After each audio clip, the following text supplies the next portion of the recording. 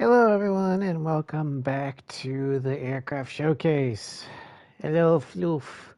So today we're going to finish up the Project Wingman showcase. We've got 7 more aircraft left to do.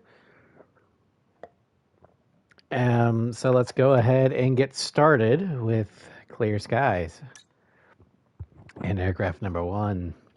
Well, technically number 15, but whatever.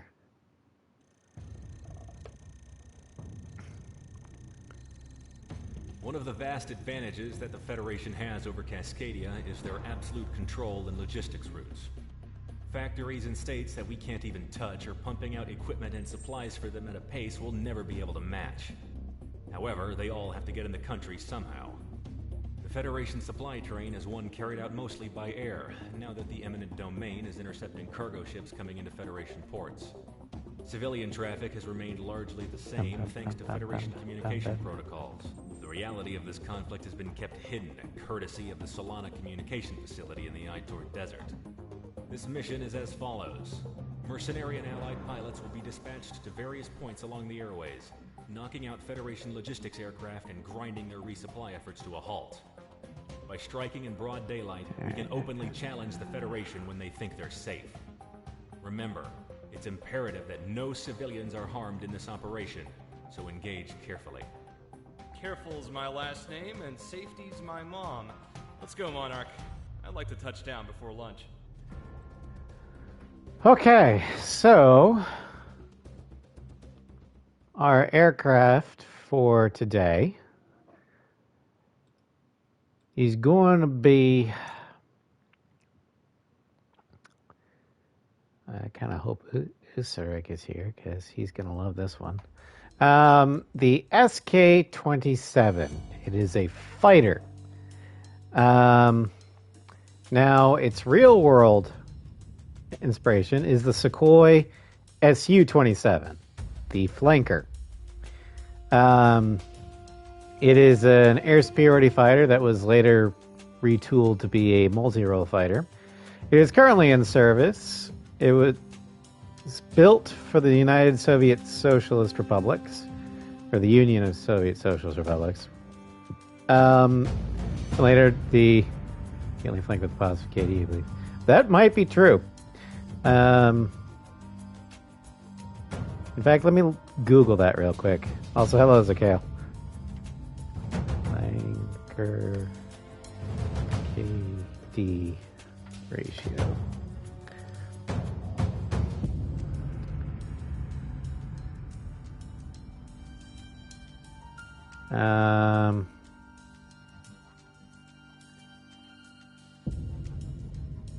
Let's see here.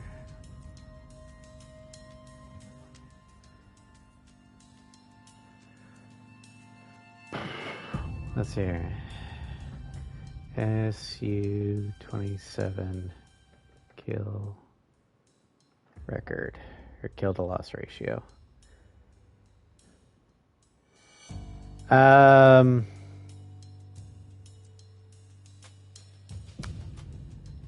the Su-27 does not have a positive kill loss. The Su-27's in pure air-to-air engagement has maintained an estimated ratio of 6 to 18, roughly 1 to 3. So for every 1 kill the Su-27 got, it lost 3.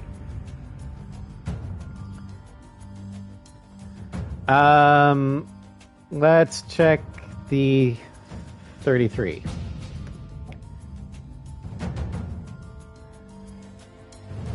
.33 doesn't have any combat kills or deaths, so 0. 35.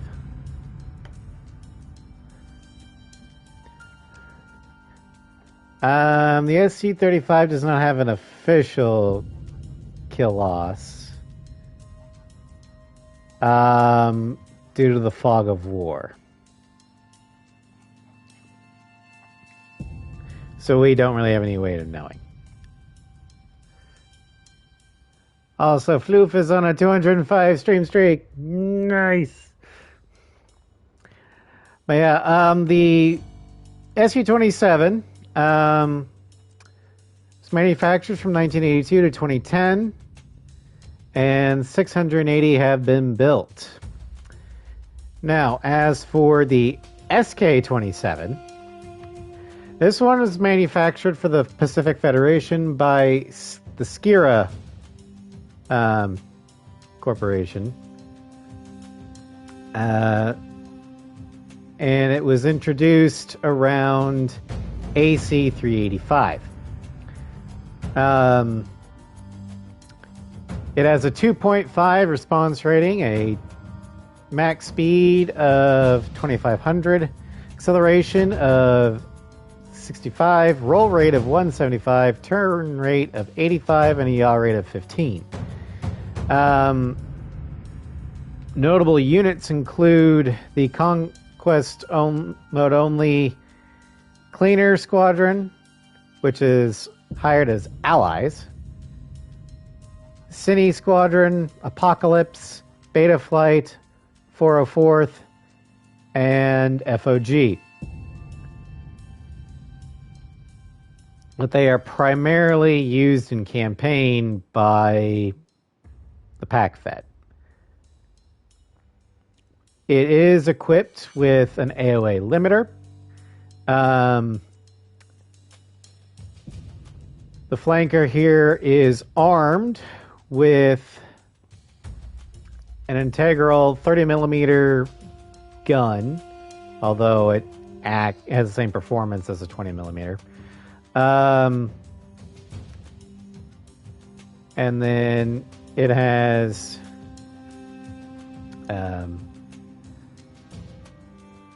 a base of 184 R60 aphids. Now, as of the update, both the flanker and the decimator are unique in the fact that they have by default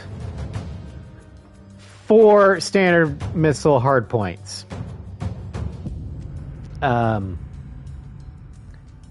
Whereas every other aircraft has 2. We can also we have 2 slots. Slot 1 has 2 hardpoints. They're the underwing ones. We can have up to 6 hardpoints of standard aphids. We could also have R-77 adders. So that's why your SK-38 is 4 standard. Yep. You have R-77 adders in the form of MLAAs, or R-27 Alamos in the form of SAAs. We can also have small bombs, standard rockets, and medium rockets. We're going to go with the Alamos. And then in the slot 2, 4 hard points, 2 in between the engines, and then 1 on each of the bottom of the engine cowling. You can have MLAAs, SAAs, or small bombs. We're going to go ahead and pick the MLAAs. Our weapon totals. We can have we can have either 184 to 368 standard missiles, 36 or 70 or up to 72 MLAAs, between 16 to 32 SAAs. Bring multi-locks. You won't feed them missiles. Civilian airlines who will. I do have multi-locks. They're going to be for. You can use multi-locks. You just have to make sure that you have a clear sky behind you. Anyway,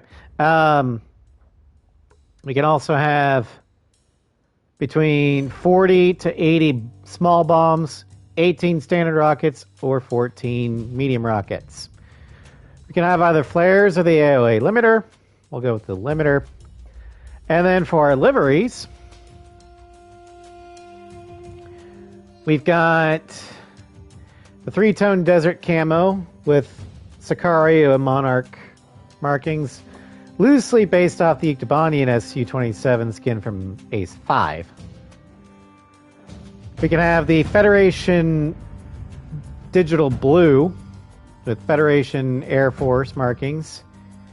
Bears a loose resemblance to the Ukrainian Air Force's Su-27, seen throughout the campaign. We've got the three-tone gray ASG for the Cascadian Independence Force.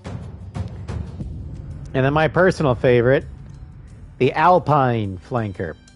The green, black, and brown lime forest camo with Monarch and Mercenary markings. So we're going to go with this.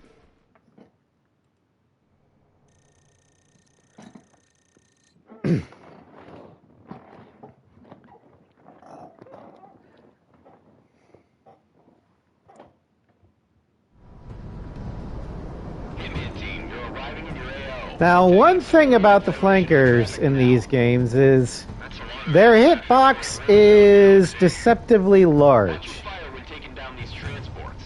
Now, granted, the flanker is a large aircraft anyway, but it seems like it's larger than it should be for the hitbox. Also, the turn rate is a bit more sluggish than it should be.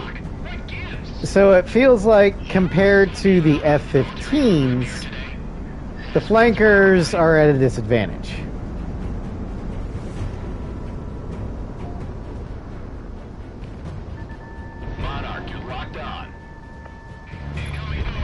But thanks to the update, having the 4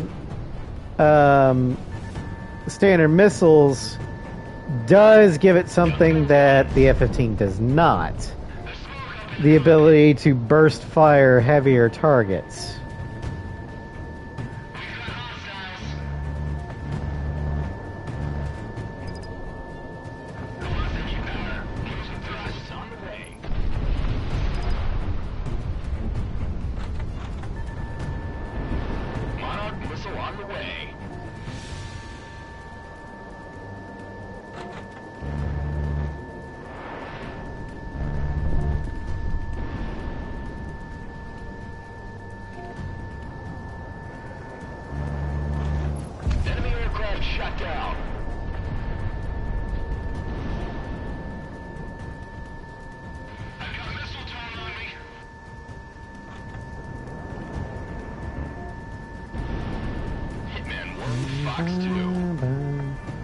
You have got to be kidding me.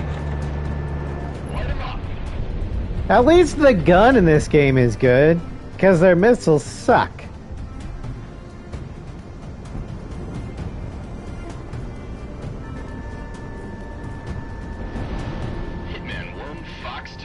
Flankers also some worse here. They do.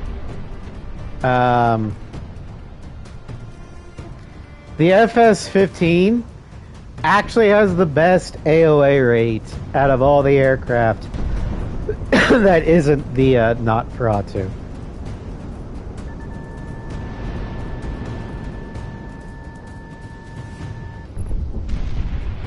Largely because I think Arby really likes the F-15, which, I mean, I can't blame him. The F-15 is amazing.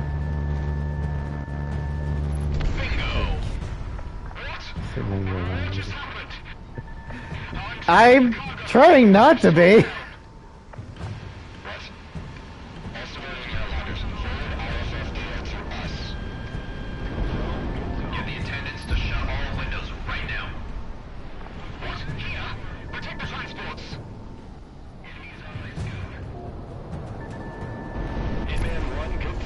That was not the aircraft I was going for, but I will take the kill nonetheless.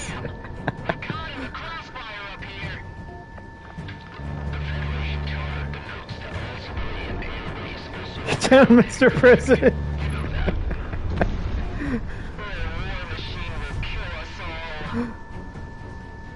Yeah, that flanker definitely did a... Get down, Mr. President! Baby! Missile is on the way. Speed up!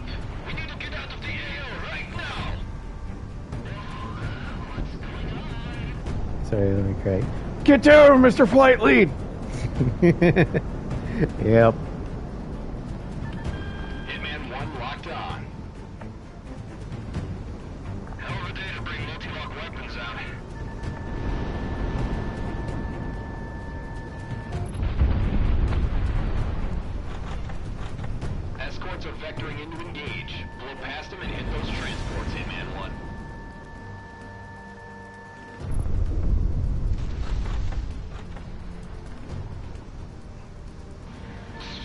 I personally find it kind of silly that the transport is a CT-17 because it's supposed to be the C-17 Globemaster.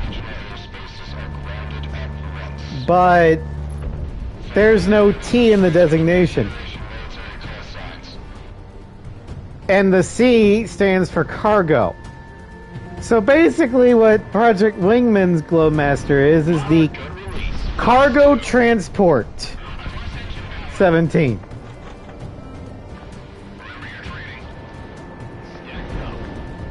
I find kind of funny.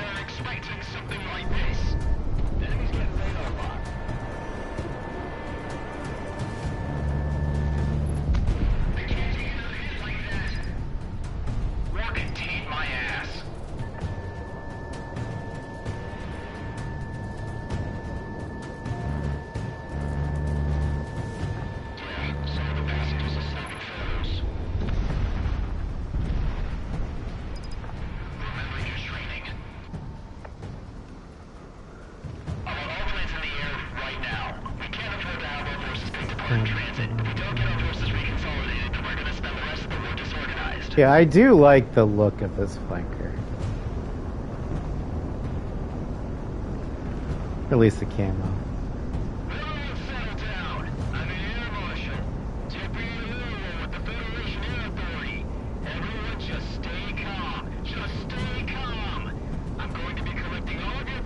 SK-30s and Sluggish VOA as his bigger brothers. The SK-30 is probably bigger than the SK-27, given the fact that it's a dual-seater.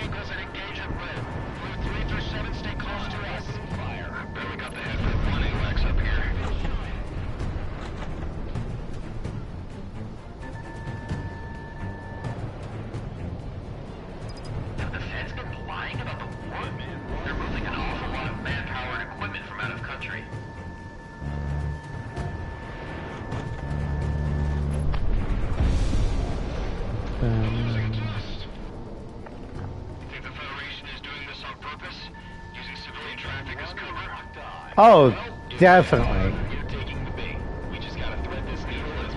Looks smaller than cockpit. Looks bigger. I mean, it's still a big plane. You like derpy. Hey, as long as you're acknowledged as derpy, I mean, you do you, man. You do you.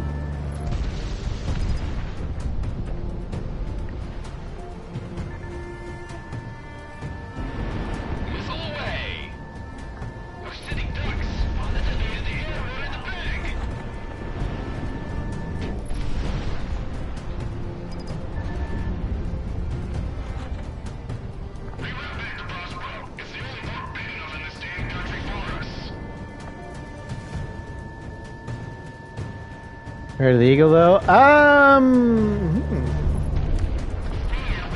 I think they're about equal size. The flanker is like I've said that the MiG-29 is comparable to the F-16. Well, the flanker is comparable to the F-15. The Eagle is a big fighter, but so is the flanker. The flanker is a lot bigger than you might think.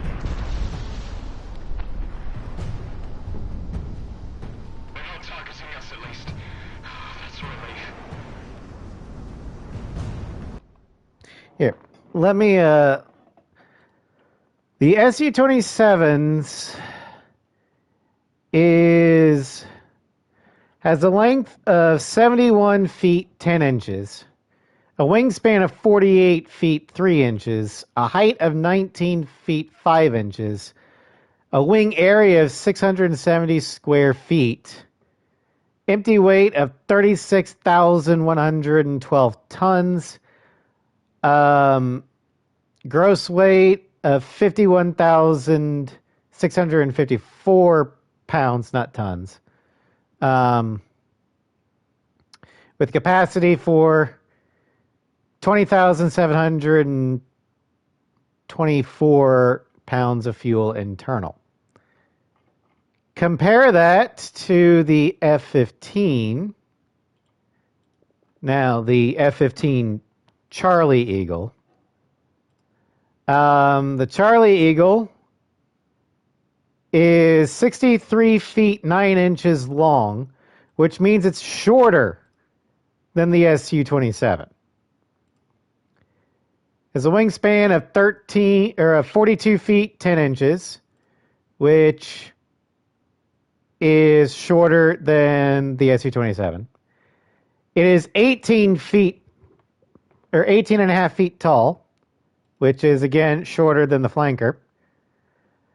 It has 608 square feet of wing, which is smaller than the flanker. Empty weight is 29,000 pounds, which is lighter than the flanker. Gross weight is 44,500 pounds, which is again lighter. And its fuel capacity is 13,455 pounds of internal fuel, which is less than the flanker, but it also can carry up to 25,350 pounds with the addition of three 600-gallon tanks, which is more than the flanker can with no fuel tanks. So the Eagle is a big fighter. The flanker is bigger. And I'm measuring the Su-27 with its direct counterpart, the F-15C. So the Su-35 and the Strike Eagle aren't part of it.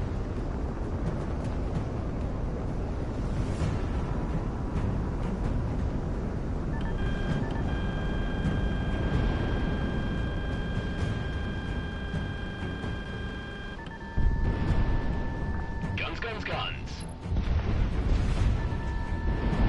Fox 2. Roger.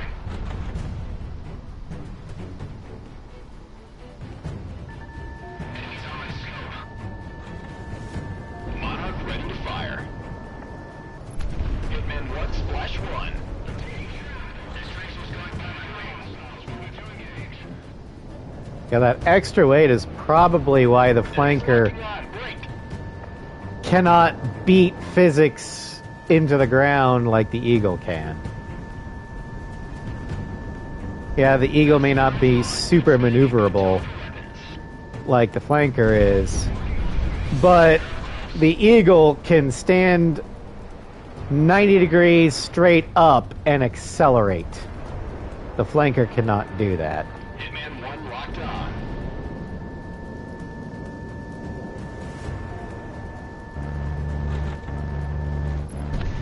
Guns.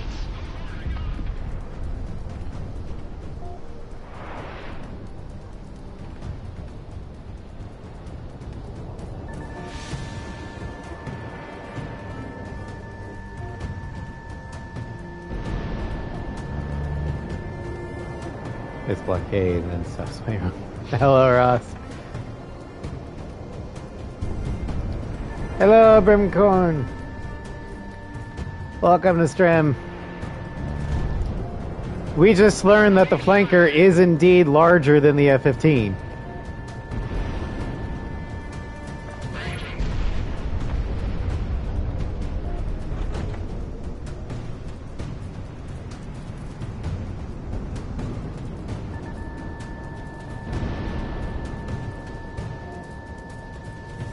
I mean, it's not like the flanker dwarfs the F-15, but it is bigger.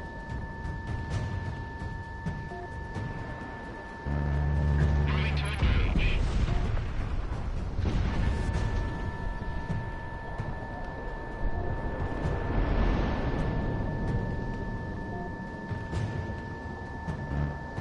Now, of course, I was looking at the 27 versus the 15C, not the Mudhen versus the 35S. So,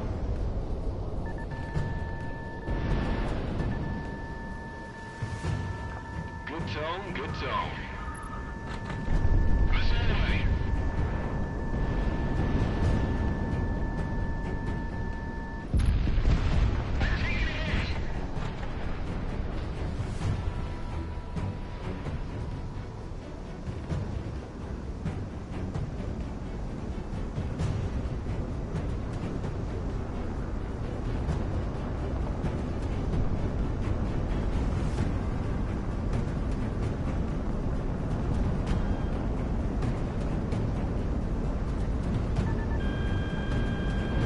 Fox 1.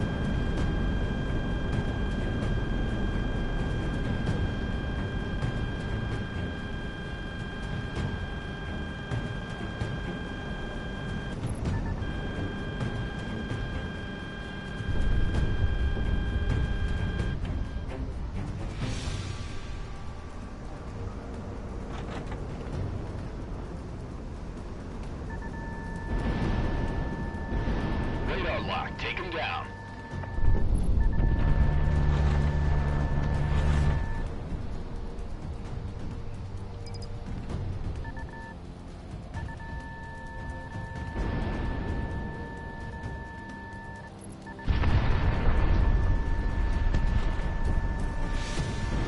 Missile shot off. Ba-ba-boom.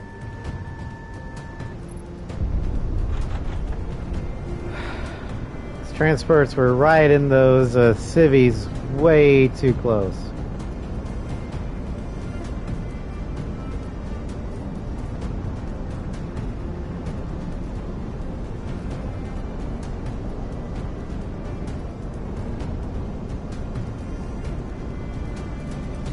It's almost like they're willing to use the civilians as a human shield. But the Pac Federation would never do that, right? Because that would be a war crime. Hello, Astrid. Welcome to Stram in Spirit.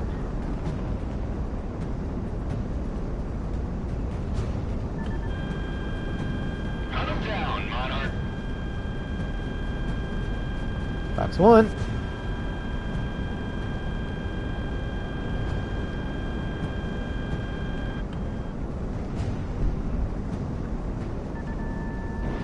Fox 2, good separation. CF and Pac Fed more okay. Yeah, I don't see the CF using civilians as shields, even in Magadan. Yeah, that is true. I don't know how I didn't die from that. I could have sworn I was going to crash. Deploying QRF fighters. I guess I AOA just enough to deflect. Hang on.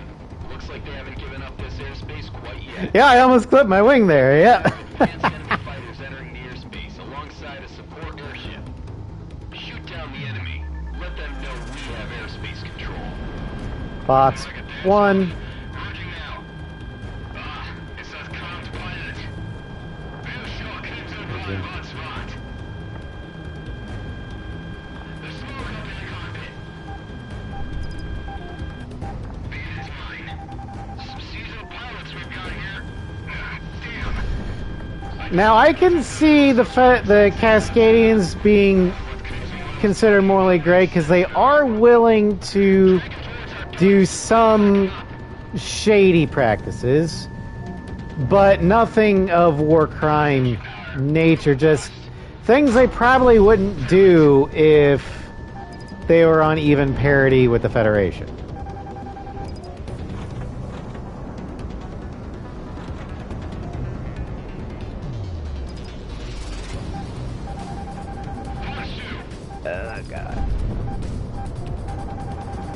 And this is why the flanker sucks in comparison to the F-15S. Come on. Nice shot.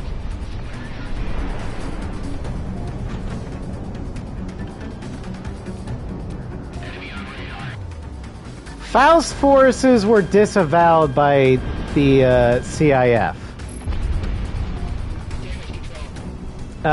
So Stardust said, "You're on your own.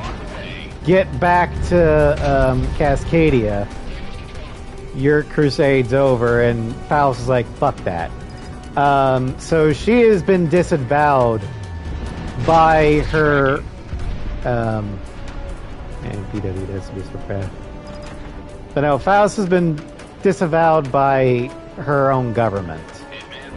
She's rogue. Hello, Gio. Monarch, the enemy's locking onto you.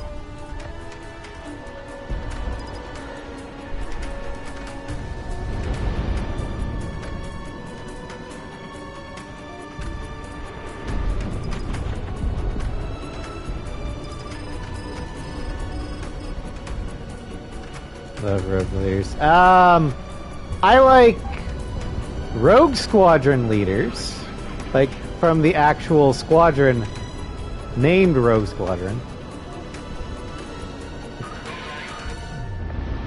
But I do not like Faust. Torres is different. He's cartoonishly evil, and he knows it. He's not trying to be like, oh, I am actually morally superior. He's like, no, I am evil. And I enjoy every second of it. I can actually respect that. But, yeah, Faust is a true believer. We love our crisp white sheets.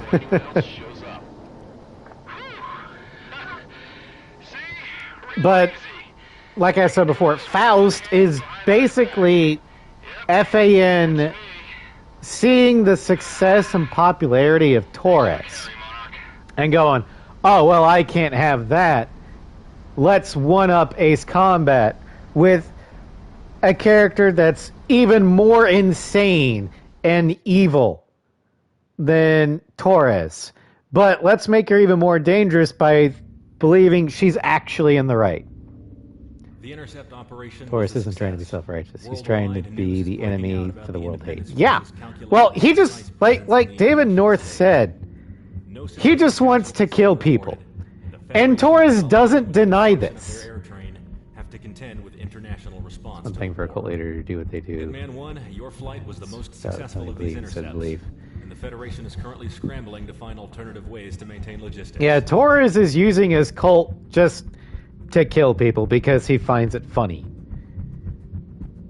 And I'm doing good. You just want to kill people. Torres like, and? What's your point? All right. Our next aircraft, we're going to Mission 15. Consequence of Power.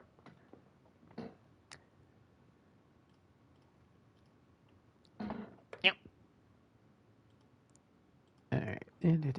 Let me pull up my notes for the next one.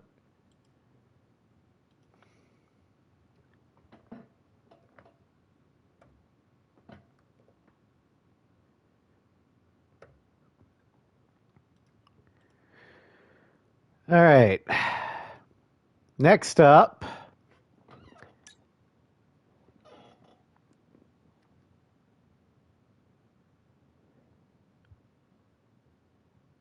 Phillips. There we go.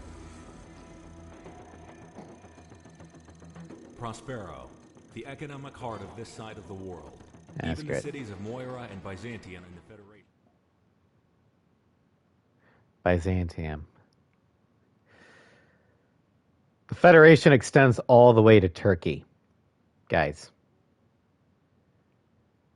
Because Byzantium is Constantinople, which is was once the capital of the Eastern Roman Empire. It's now the modern city of Istanbul. You're playing a zero. I should have used that chance to plays Consequence of Powers. But stop. Wait, yeah. So the Pacific Federation has a coastal city in the Mediterranean. The Pac-Fed is basically the Mongol Empire reborn.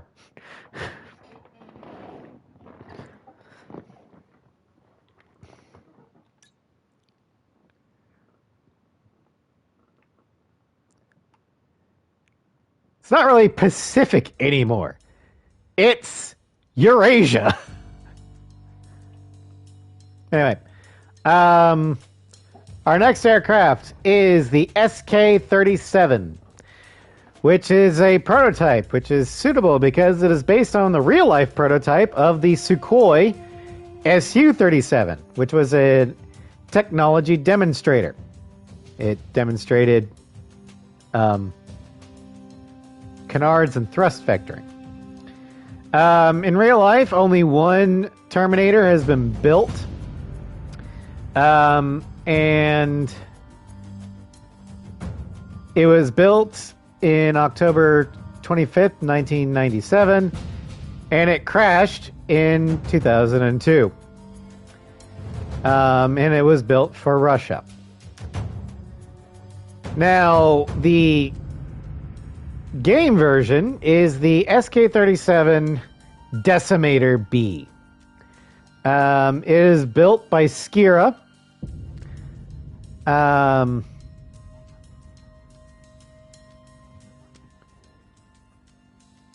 Although it doesn't have a date.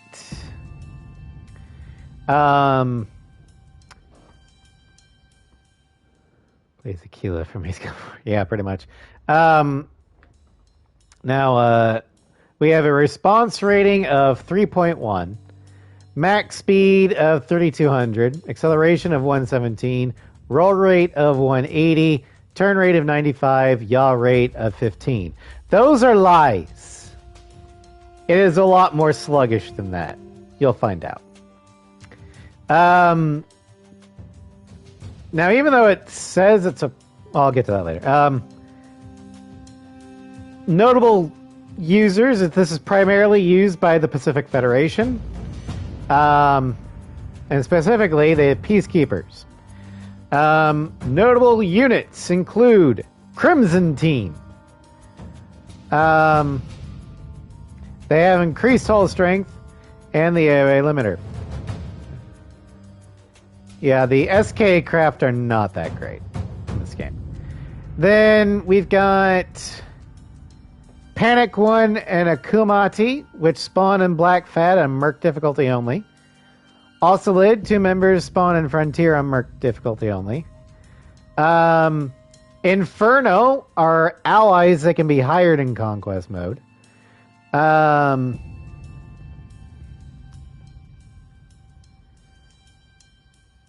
Then we've got Reaper, Royal, Corvus, Mjolnir, and Sigma 7 as Conquest mode bosses. Now,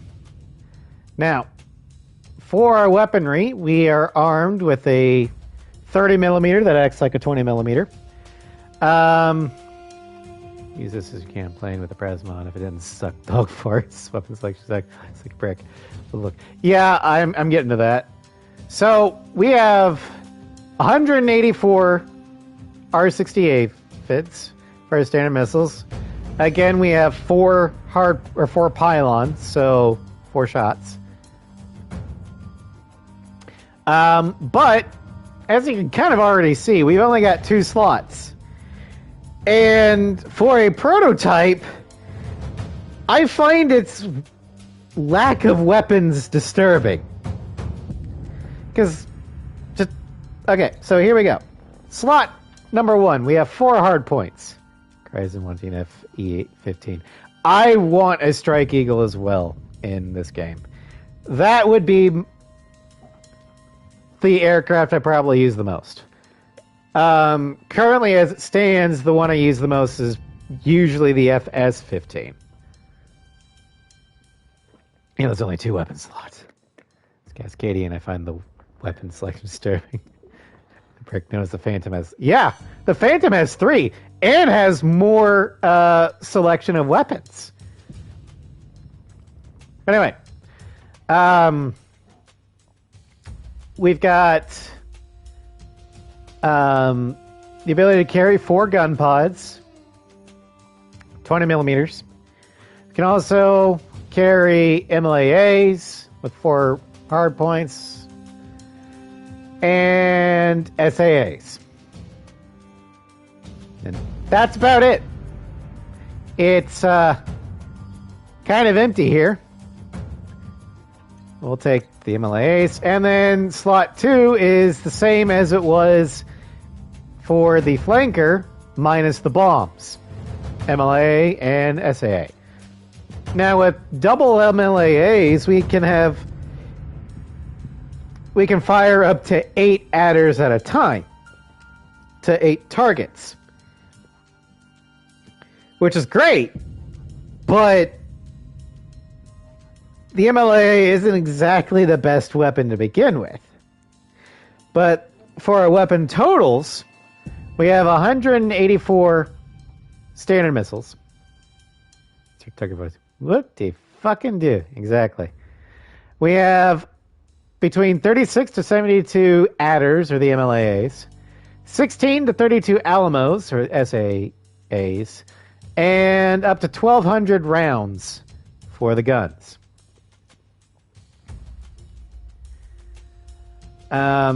We do have the AOA limiter, but I'm not going to use it because I need the flares, because this thing is a chunky boy and has an even larger hitbox than the SK-27.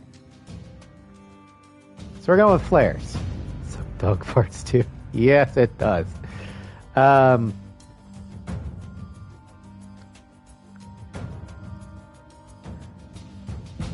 Although it's only a little bit larger than the 27. How the hell is Crimson so maneuverable in these things? It's because they have special boss variants that we can't get. In other words, the computer is a cheating bastard.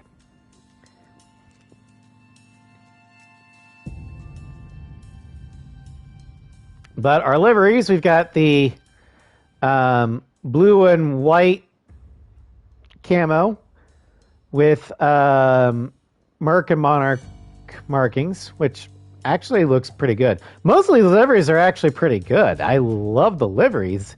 The plane just sucks. Then we've got the 3-tone lime green Splinter camo with Federation markings. This livery actually does suck.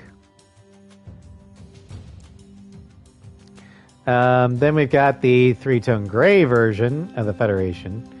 This is the F-59 utilized livery. This isn't bad. Then the next 3 are Crimson Team. First up, Crimson Parade colors with gold star outlines on the dorsal surface. Black ventral surface. This is seen in Machine of the Mantle. Then we've got the same but without the stars. We see this in Cold War. And then finally we've got, as I like to call, the Ghost Crimson. Or the Ashen Crimson. And we fight this in Return, after, Prospero got nuked. But we're going to go with the Crimson Parade.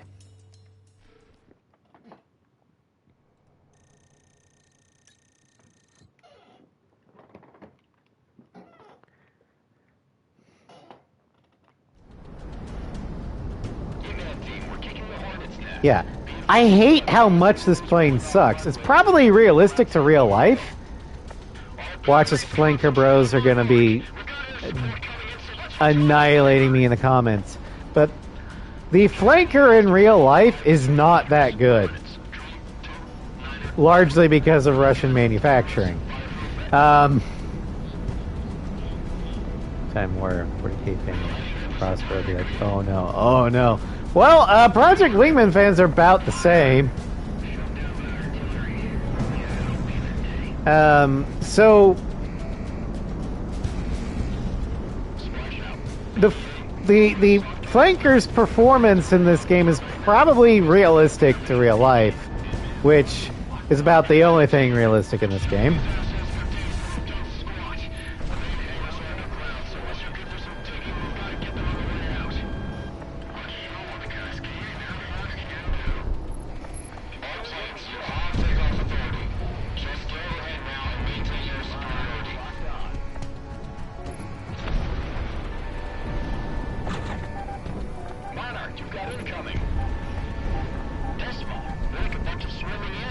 Yeah, compared to even just the base Eagle, the Decimator is, at least the player Decimator is not good.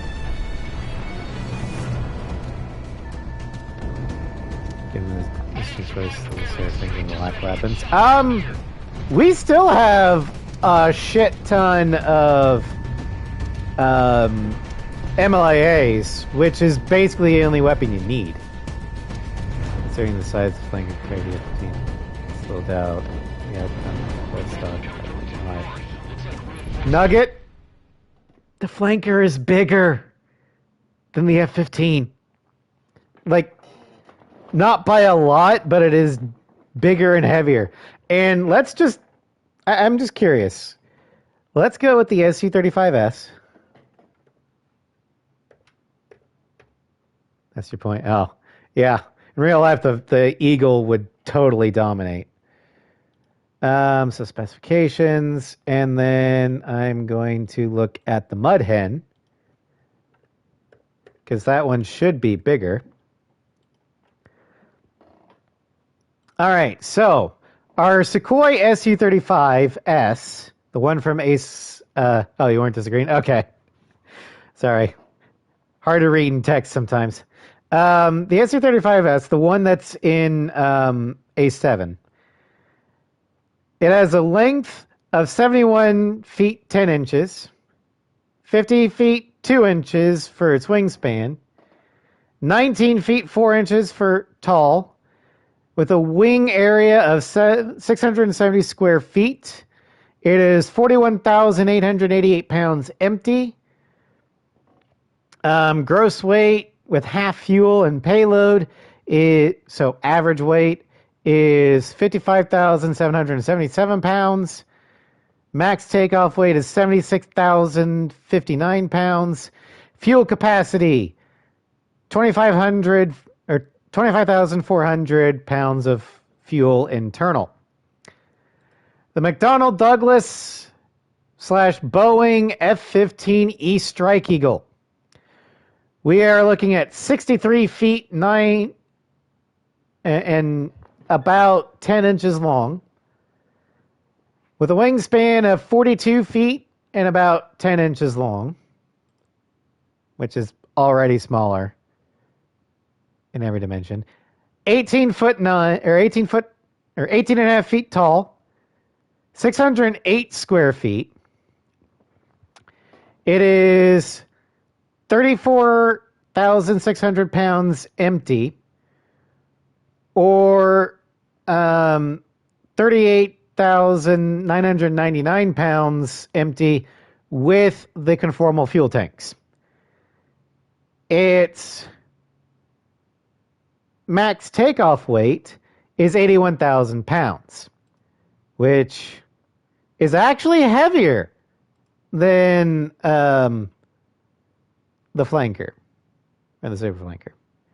Fuel capacity is 22,267 pounds with the conformal fuel tanks.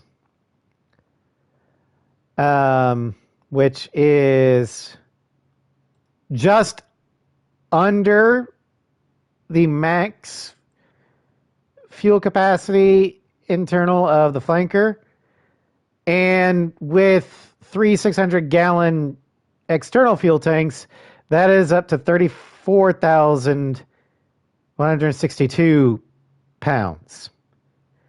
Then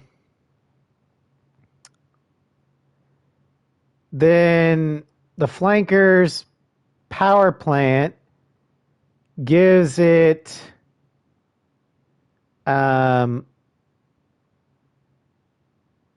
average with afterburner 30,900 pounds of force, whereas the Strike Eagle has 23, or with its two, or with the F-100 Pratt & Whitney 229, it has an average of 29,160 pounds of thrust. So the Sukhoi wins on that one. Just barely, though. However, payload, the Mud Hen takes it, I believe, with because the flanker can carry up to 17,630 pounds of ordnance between missiles, rockets, bombs, what have you, versus the Strike Eagle, which can carry 23,000 pounds of whatever Uncle Sam can strap on. So, yeah.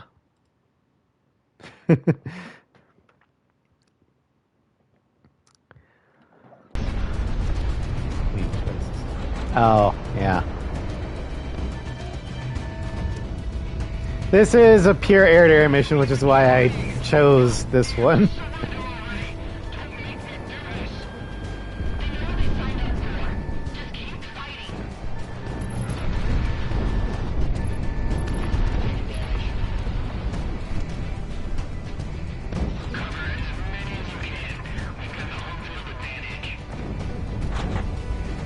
Oh man, for a flanker, this does not turn very well.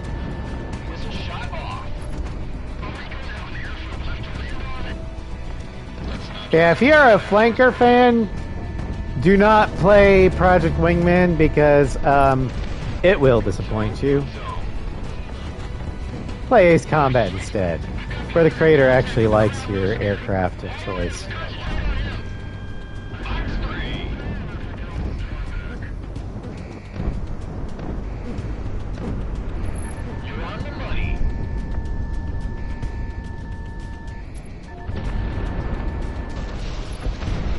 FPS 35 and 7. Yeah, the flankers in 7 are actually pretty good. With the exception of the M2. The M2 is redundant. It does not need to be there. But the SM, even though it looks derpy as fuck, it's still a good performing plane. The 33 I just love thanks to A7. And it's pretty versatile with the anti-ship missile and the railgun. The 35S, I actually prefer it to the SM because it has the same amount of QAMs and 6AMs, but has the anti-ship missile instead of the anti-ground missile. And I prefer that over the anti-ground. And the 37 has the 4AM and the HPAA, and if you have in quote-unquote enhancements, the TLS actually works.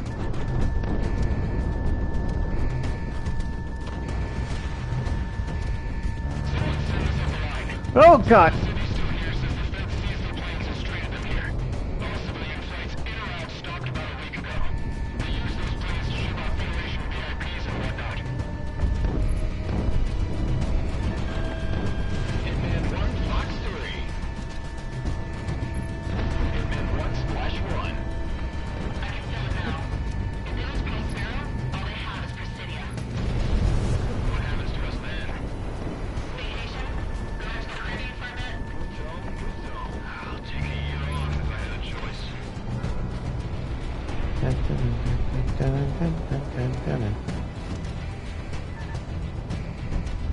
Stand down. I will let you carry out these orders. Captain Flowers, that's your name, right? If you get through the Captain Flowers, huh? That sounds like a Red versus Blue reference. aside. Over my dead body. Rip Florida. The officer responsible In comparison, the MiG-25 is about the same length as the length. Captain. I can see it. Have to kill me. The F-15 Eagle is about the same size as a B-17. Jets, or modern jet fighters, are gigantic compared to earlier aircraft. Largely because they kind of have to be. The jet engines get more powerful the longer they are. And they also need to carry a lot heavier weapons than, you know, back in the day. Also, they need to carry more fuel because jets are thirsty.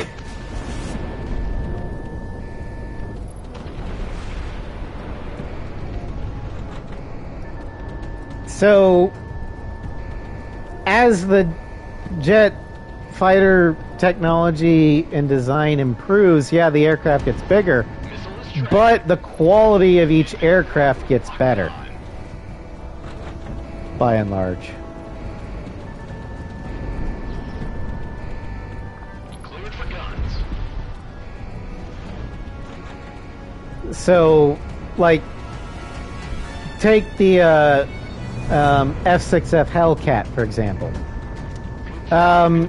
It was armed with 6 50 cal machine guns, had a pretty good fuel range for its day, and later variants were armed with rockets and bombs. Didn't they get smaller? The 35, I believe, is smaller than the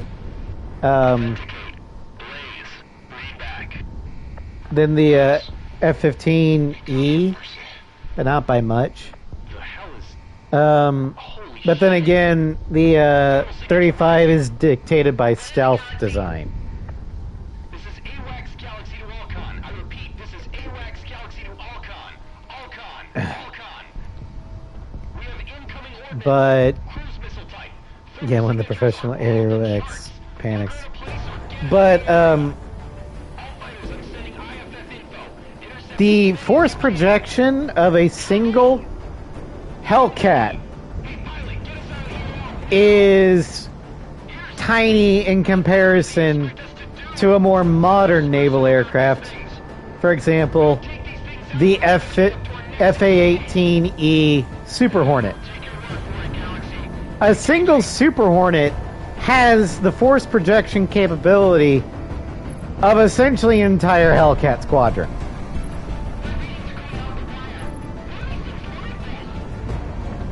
That's what I mean by the quality of the jet has gotten better. Not all Collins guy. No, it's all contacts. Somewhere out there, house exploding. Too good for her, I say.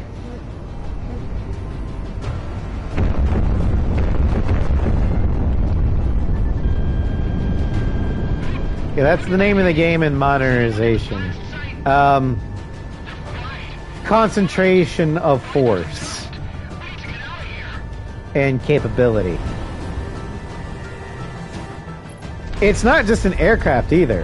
A modern Arleigh Burke class destroyer has about the same force projection and protection capabilities of an entire flotilla of, say, Fletcher class destroyers. Tasking any units that can respond. Just hold on, Hitman.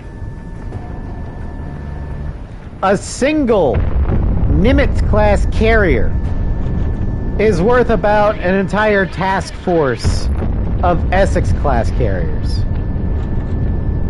And those were the top of the line carriers back in World War II. You feel that? That's shit. Are those secondary? A single M1 Abrams main battle tank is worth a whole squadron of Shermans.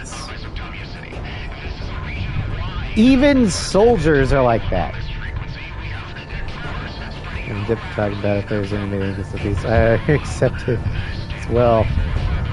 Yeah. Too late.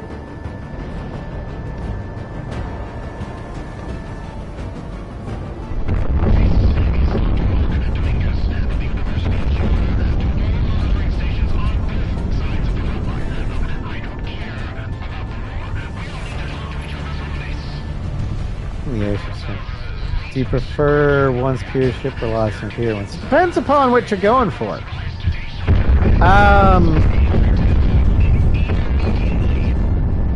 If you're fighting something that is equally as superior to you,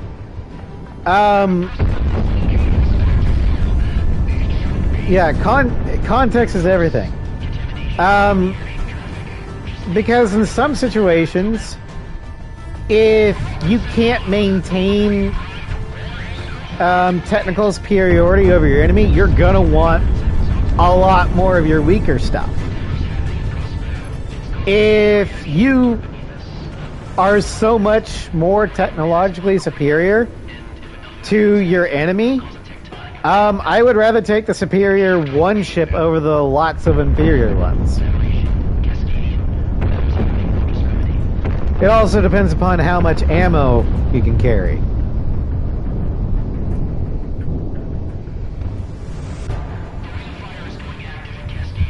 It also depends upon what the mission is. Is the mission invade and take over an entire swath of country? I'd probably want more people. Is it a special operation meant to extract a single high-value target? Yeah, I want the best I can get. I don't care how few units I have. So it is very much mission specific. Yeah. Hello? Hello? Is anyone out there? This is AWACS Galaxy to anyone on this net. Please respond. I need damage reports.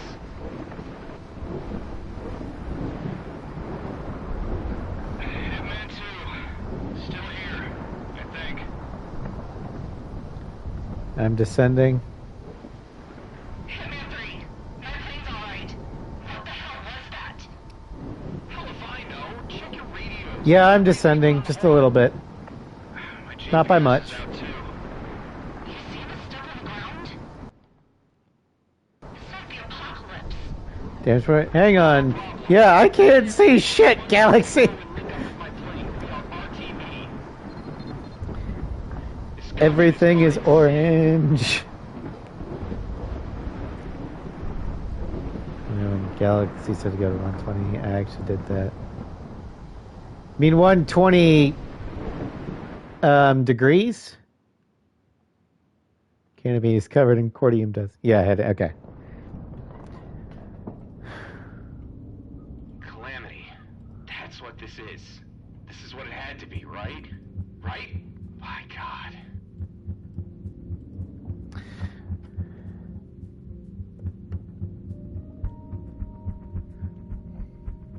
Alright, so our next aircraft is my favorite non-super aircraft.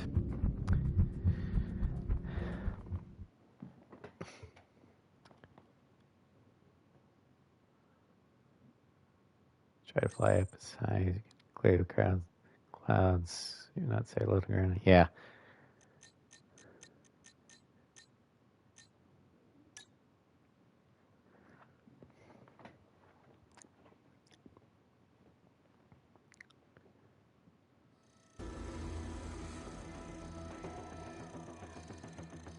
All pilots, listen up. I'm getting in my plane right now. So when this briefing is done, I expect to see all of you running. All Allied aircraft not currently predisposed in other operations are to be scrambled immediately and make their way to the Bering Strait. In the days since the destruction of the Solana communication relay, the Federation has been disorganized, It's just subject to assuming our it's own effective. electronic It warfare very countermeasures. much is. It is because of this, our first conventional victories up and down the front lines. All right, so our next aircraft is the best prototype that, again, isn't a super. Any time to dive or rise into the fireworks.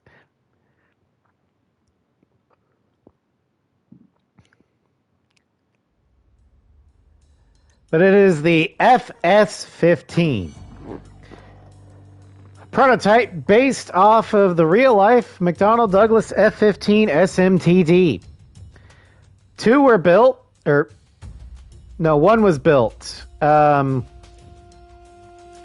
McDonnell Douglas for the United States. First the Air Force, then it was used by NASA.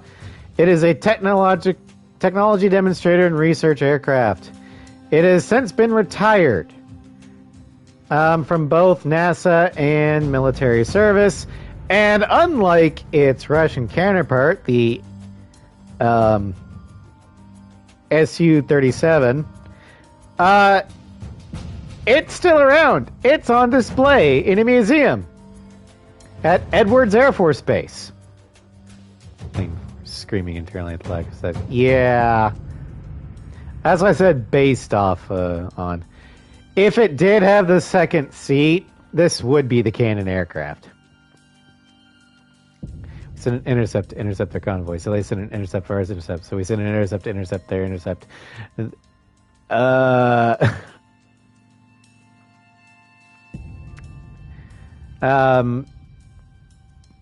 But let's go ahead and look at the stats for this aircraft. This has a response rating of 3, which is a lie. In a good way.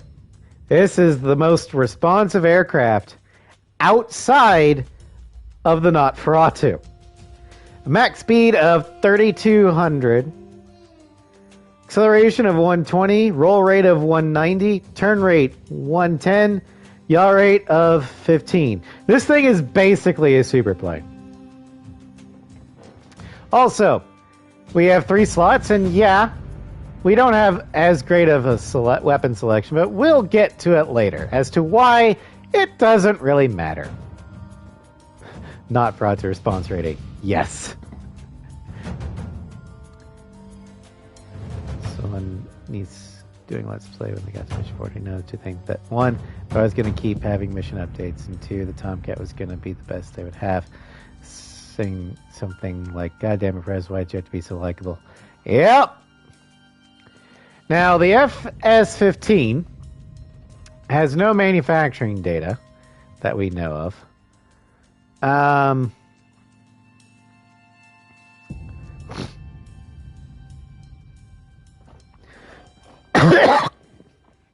Excuse me.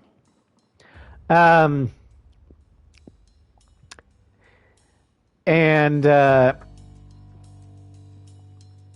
is used by both the PAC-Fed, the Cascadian Independence Force, and Sicario. Notable units include Assassin Team, Ally Squadron, Scene and Frontiers, Homestead, Sirens of Defeat, Pillars of Communications, Cold War, Valkyrie's Call, Red Sea, and Presidia.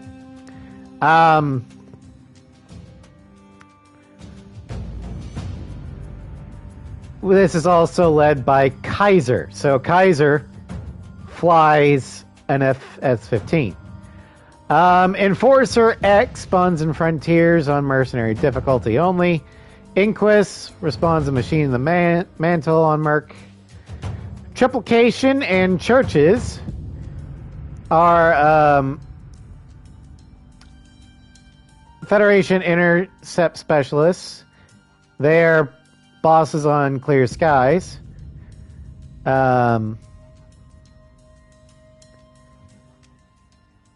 Then we've got Master Goose Squadron, which are a Merc boss squadron in Mission 16.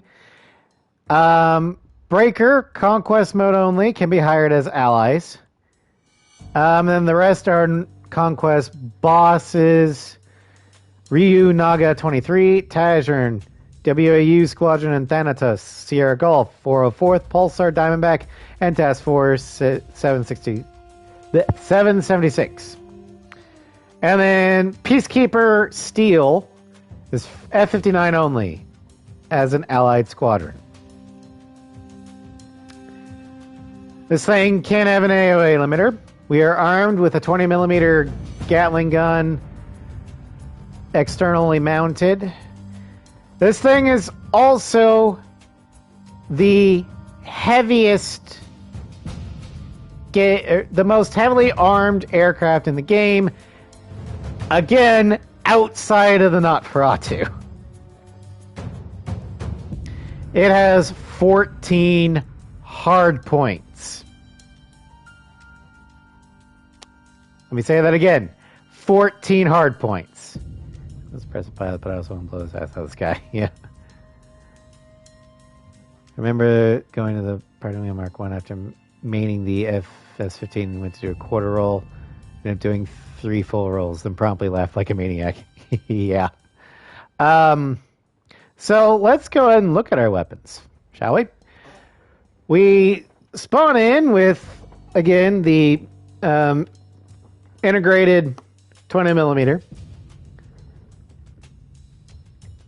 We have 184 AIM-9 Sidewinders as our standard missiles on 2 pylons. We have 3 slots. And yeah, each slot only has 2 to 3 choices. However, you're going to find that thanks to the number of hard points per slot, it kind of makes up for it. Also, the available weapons are actually fairly good. So let's begin. Slot 1, 6 hard points for the underwing pylons. We have the machine gun, or the medium gun pod. Basically, 6 additional Vulcan 20mm. We can have 6 hard points of AIM-120 Sidewinder, or not Sidewinders, but AMRAAMs. So we can fire 6 off at once with just 1 slot. I don't think any other plane has that capability, other than the Chimera. It's like they merged the Eagle 2 missile truck with the SMT. That's exactly what they did. Oh yeah, I can't wait for the extra special weapons of Ace Combat 8. What I think they're going to do is, if you take only 1 special weapon, you have a very large ammo pool. But if you take 2 special weapons, you have that same special weapon ammo pool, but you split it evenly between the 2 special weapons. That is what I'm assuming is happening, or is going to happen. Then we can have Sparrows, or we can have it empty, but why would you do that? For this run, we're going to do the machine guns. Then for slot 2, we have 4 more hard points. We can have up to 10 AMRAAM hard points. That is the most of any aircraft. Now granted, you only have 72 shots, but still. You can also have 4 more Sparrows. We're going to go with the MLAAs. And then finally, we have 4 hard points for slot 3, our anti-ground slot. We can have the MLAG, the small bomb triple volley, or the big bombs. And as of patch or update 2.0, the big bombs are actually one of the best anti-ground weapons in the game.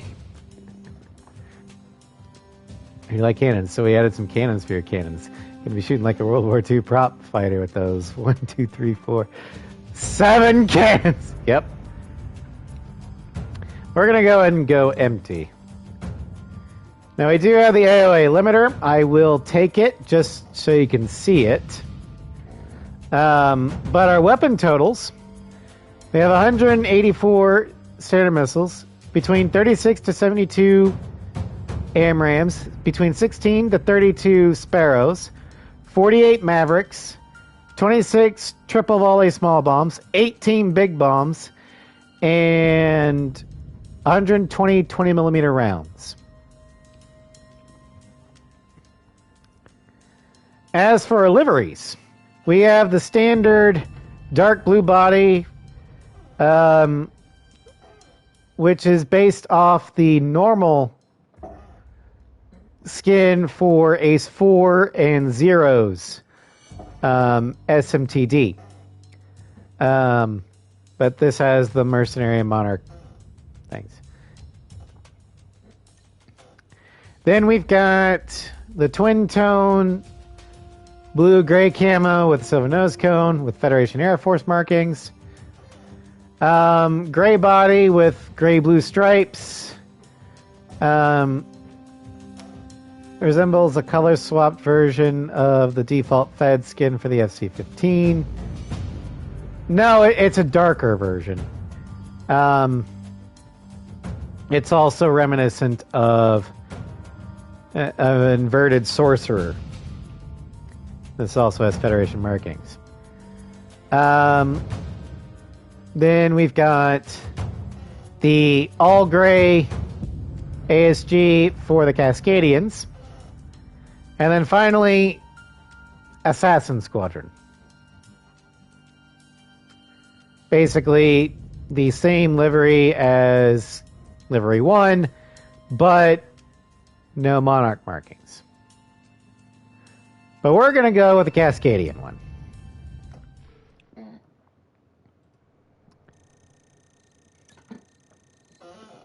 And hold on, I need to do something real quick.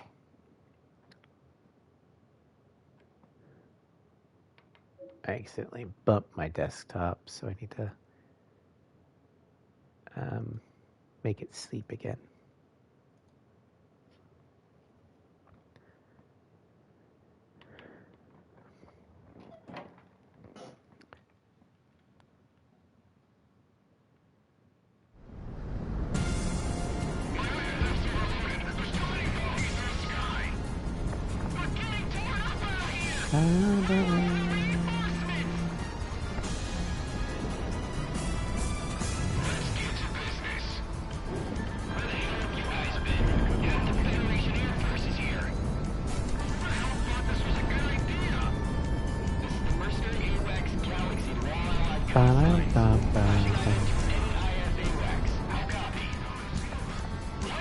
Did you see that AOA compared to the piss poor flanker one? This thing actually works with an AOA. Yeah. It's the only thing I like about mercenary mode is the Cold War intro.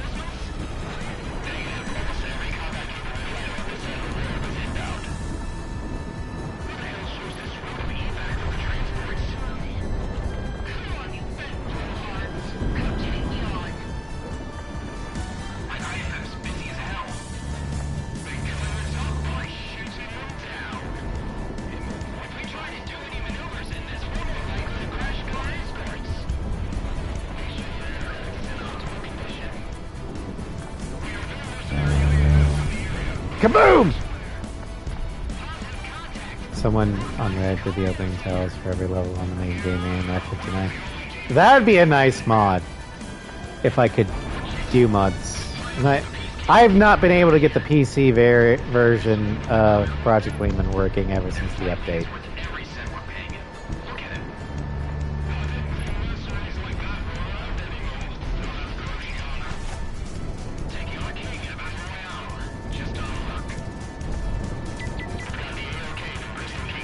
Hello, Ace of Aces. Thank you for the resub of 53 months. Welcome to Strim.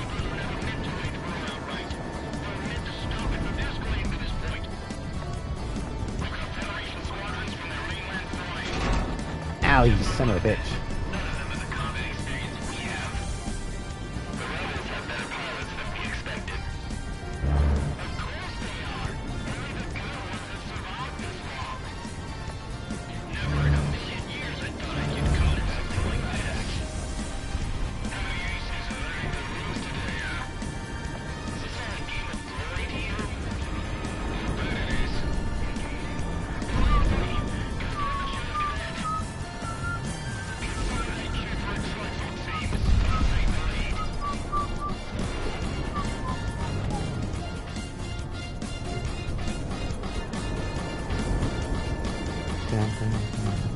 Remember trying to do the merc run with the SK-30 and the air limiter was constant missile warnings.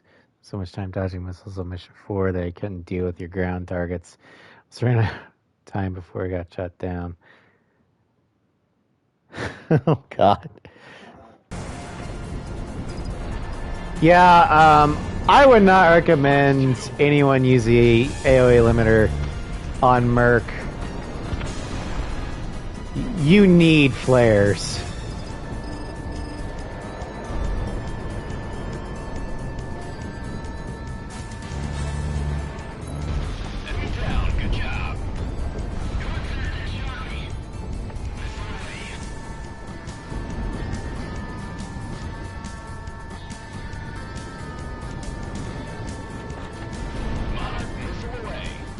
Yeah, just look at the underside of my plane.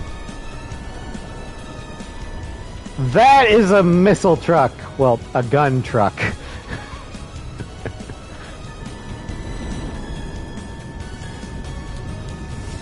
Monarch, you've got a good lock.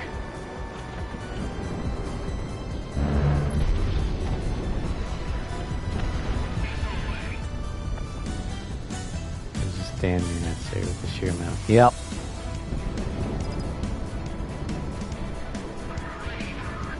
And it says you any player that's been either skilled or insane, cheating, insane, or some combination of those three or more.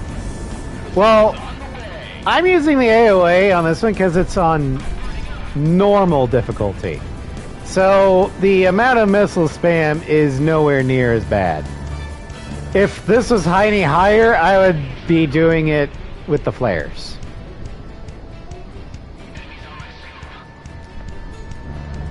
But then again, I don't see the AOA as a defensive tool. I see it as an offensive tool. Well, yeah, no.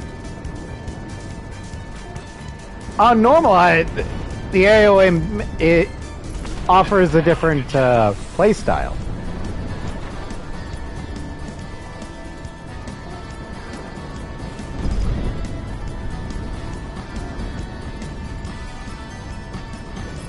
It's namely what I like to call "get over here," or the aerial equivalent of it.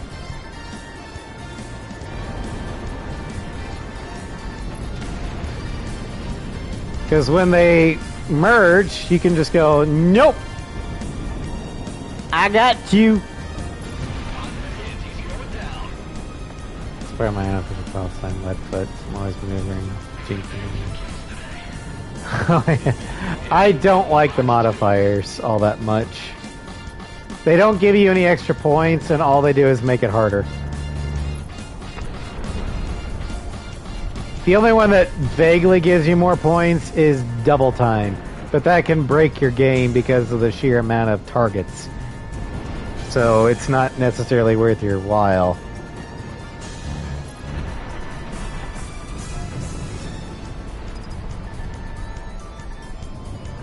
very stranded part actually. You want to channel that Merc mode. Fair enough.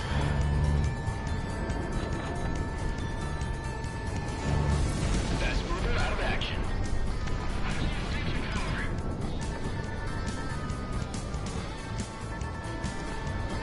Was it Valkyrie's call? Hitman 1 locked on.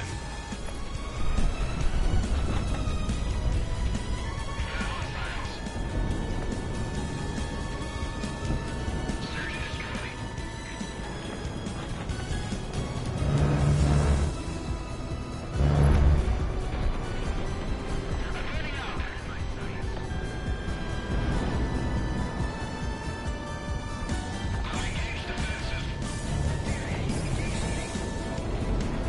Shit. Good separation.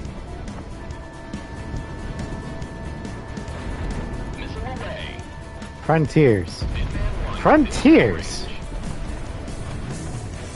Okay. That was interesting. Why would you use the Phantom? The Tomcat is right there.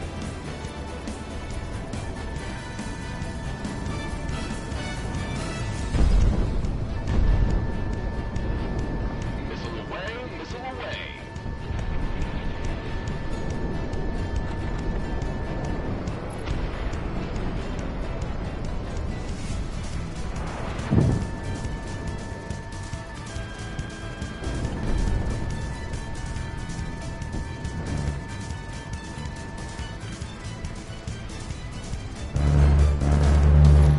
Enemy plane shot down. In the job with the Tomcat.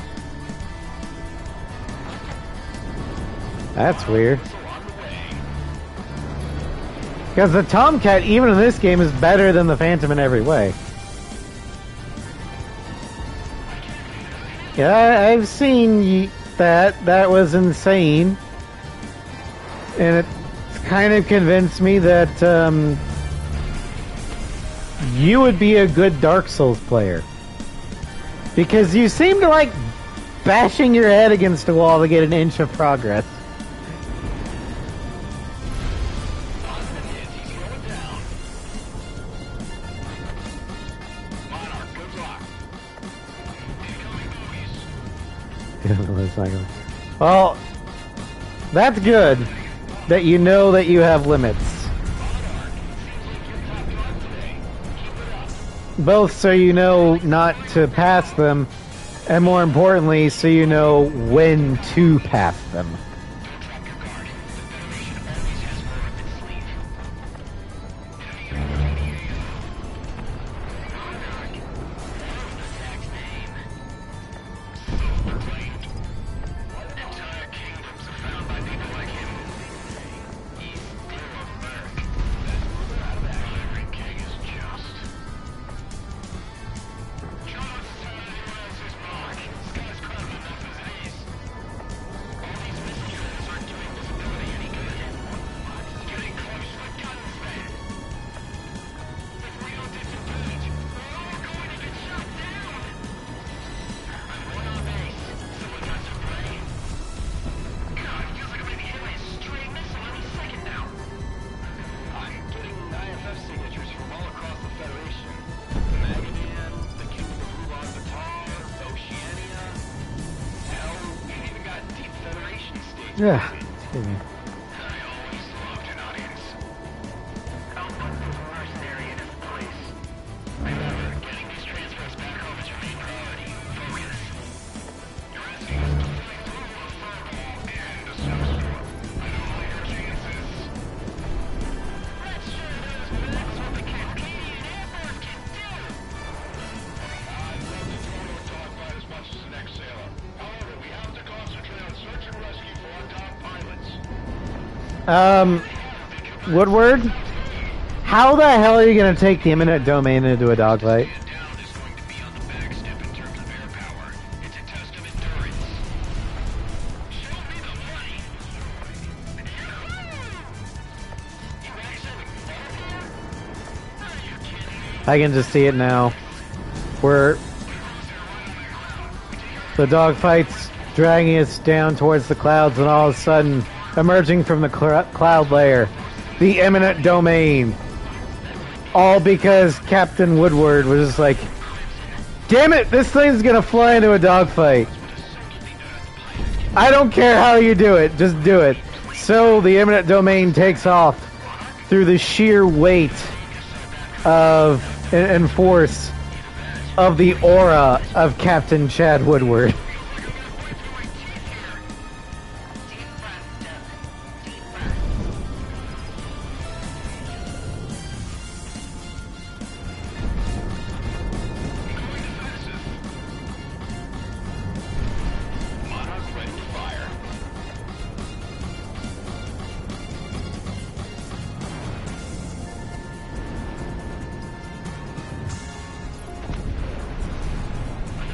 I mean, that's a ridiculous thing to think about, but given all the crazy shenanigans we've seen in this game, I would not put it past it. Alright, thank you for lurk. Fox 2, Fox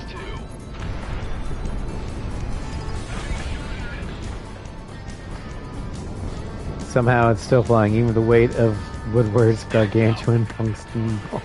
Now you see, those generate an anti-gravity field because they store his immense aura. Any players are scamming. This is too good. It's because I have a good position thanks to the AOA. These missiles are trash. But if you have a good position... God damn it, the spawn! Welcome back, Astrid. Yeah. We're flying my favorite plane in this game that isn't the Nosferatu.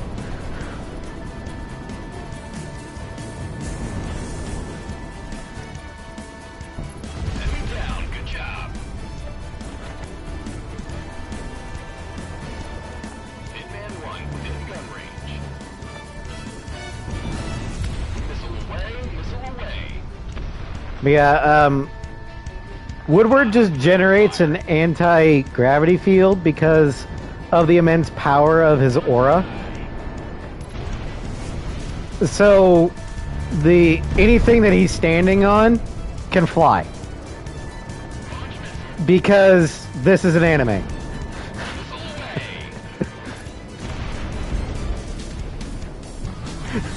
Woodward can go Super Saiyajin and cause the eminent domain to dogfight.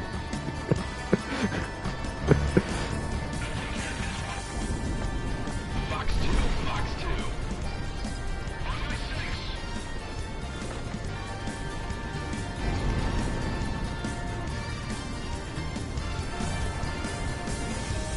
I mean, we're getting land battleships in Ace 8. Why can't we have a flying battleship in Project Wingman? And I don't mean like the airships. Those are dinky and not very well armored. They just have a shit ton of hard points you have to break through. No, the armored battleships. Hitman 1 locked on.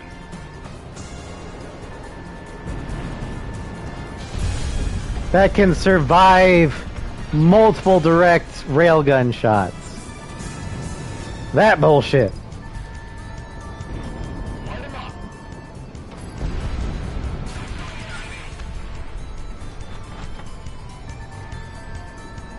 Space battleship. Yes! But instead of the space battleship Yamato, it's the space battleship Eminent Domain.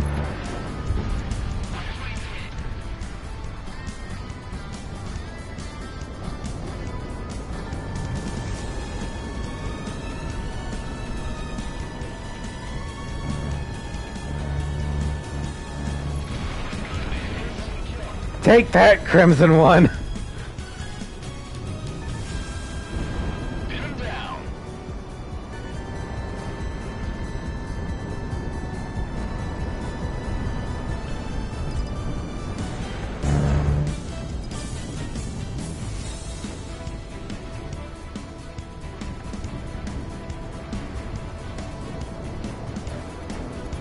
That hurt, mercenary dog. Hello, Crimson One. Welcome to stream. Thank you for the follow.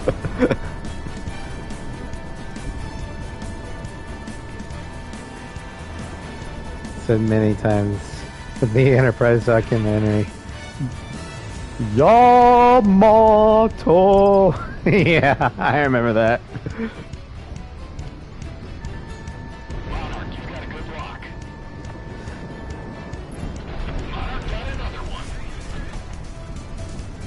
Monarch, good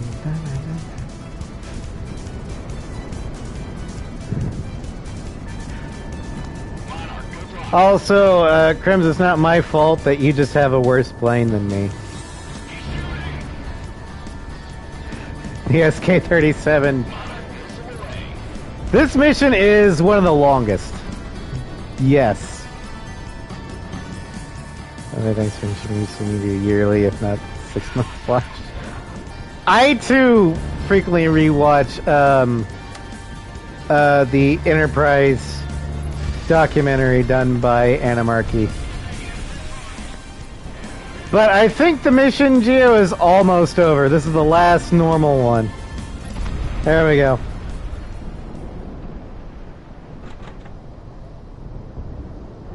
We've got inbound. Pop up bandit group of them 230. Yep, there's Crimson. Pulled back for one last push. There's a lot of them. ISS confirmed. Federation Peacekeeping Squadron Crimson identified with more reinforcements. This is it. Ah, shit. Crimson Squadron. Ready to be MIAs. We're putting into this party. Looks like it's those mercenaries. Think they might turn tail and run again? Not this time. Open fire. Fox 3. Caution. Crimson team. Engagement advised. All across the board. Incoming. Is that all you've got? Top countermeasures. Hit them head on.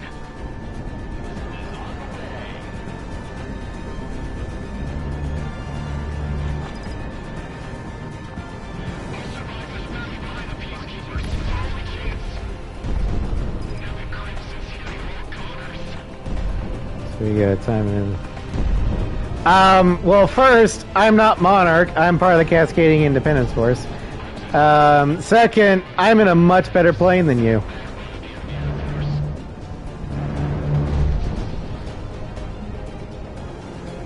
Because I have 7 cannons. They're trying to knock out the barracks. Good news. Yes, sir. The fighter with the peace symbol on it. Tag him. I'm on the leader. Go with the crowd.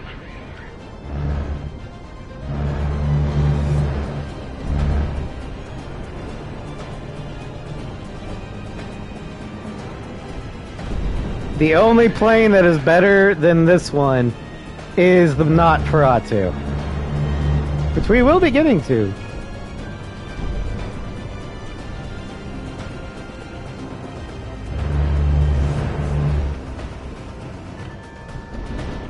Missile is tracking.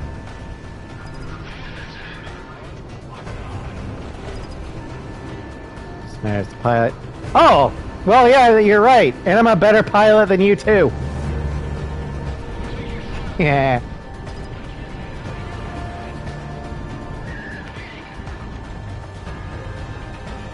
Enemies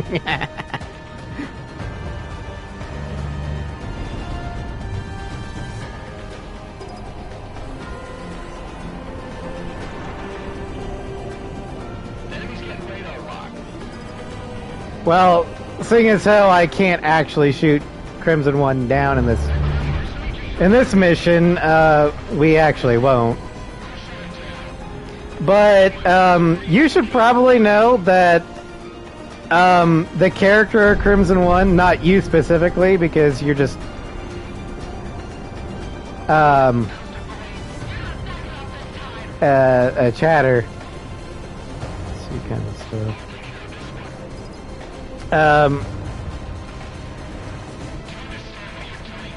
C1 is, in my opinion, just a mouthpiece for the writer.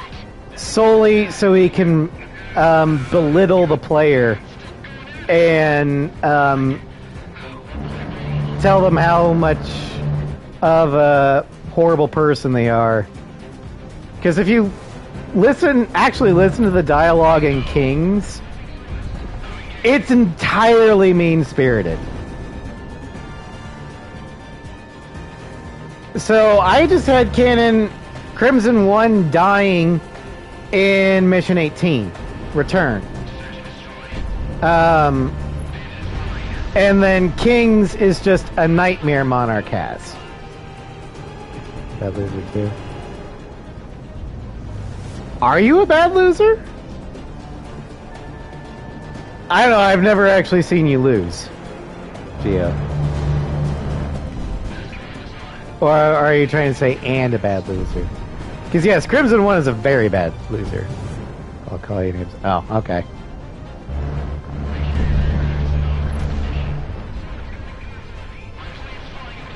Three down, two to go.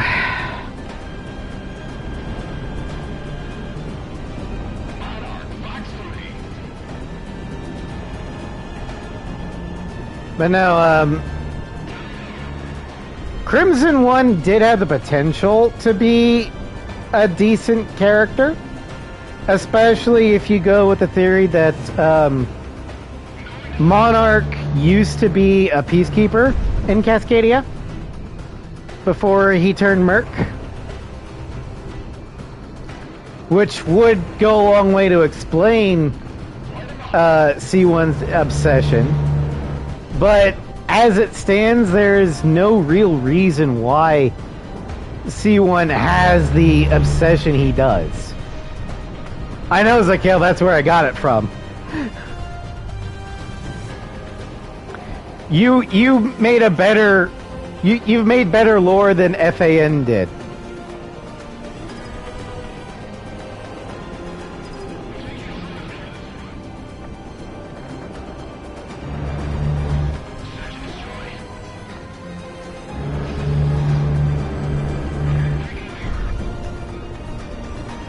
But the reason why I cannot accept Kings is because you would have to convince me that someone could survive being shot down over a molten volcano that is currently active and possibly radioactive, depending upon how Cordium works, without bailing out. Even if he did bail out, he's still going to get cooked by the convection. Heat convection is a thing in this game. You can get damaged just by being close to lava. Oh, there's number 5. Then you have to convince me that he manages to get somehow to a ship or a plane on foot, and there's no real ports left in Prospero, so he can't get it from there. He's got to walk his happy ass to a different port, somehow make his way over to the mainland of the Pac-Fed, steal the Nosferatu, and make it back to Presidia, all in about a couple weeks. Happy, I think he's actually quite pissed. Yeah, he was. Also, I cannot believe that the Federation would just let him take the Nosferatu. There are just too many contrivances for C1's survival for Kings. The only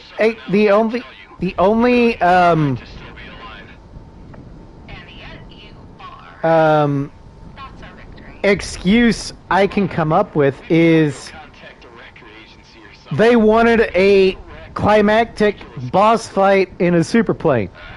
You got it from Icarus Army Direct, isn't it?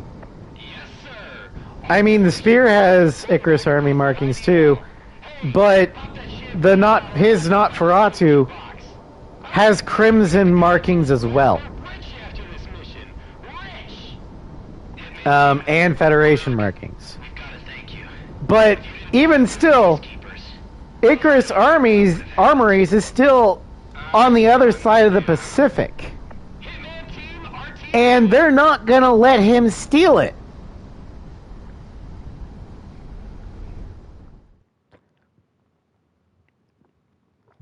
He could have been the intended pilot, but the point is Air power was unleashed today. there is no way he survived Miraculously, thanks to the actions Return of the Wingman 1. team, we have not only survived, and but 2, invested. there's no way he's able to get to the Nosferatu Abilities will be heavily and decreased. back Now in the they're time across the theater, allotted. effectively decimated at the moment. They only did it as an ass pull so they could have the superplane fight. And instead of a 6 where Pasternak challenges you over Grace Maria, not to, blow up Grace Maria, but to buy time for his squadron to escape? No, C1 blows up Presidia and then blames you for it. Basically, FAN is blaming the player for the destruction of Presidia because they played the fucking game.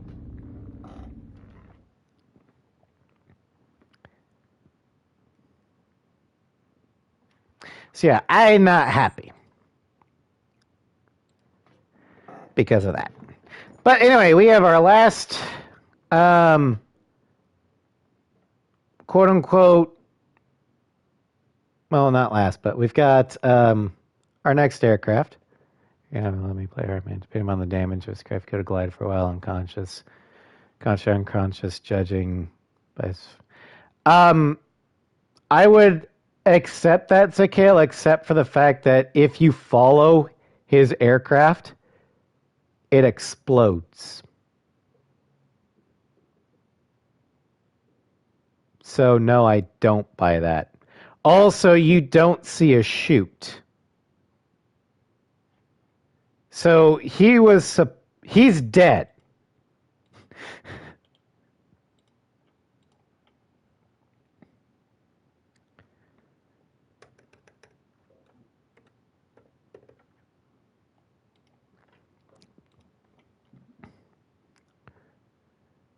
Yeah, I'll explode to save it's actually canon.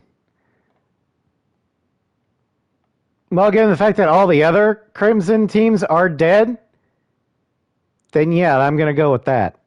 Also,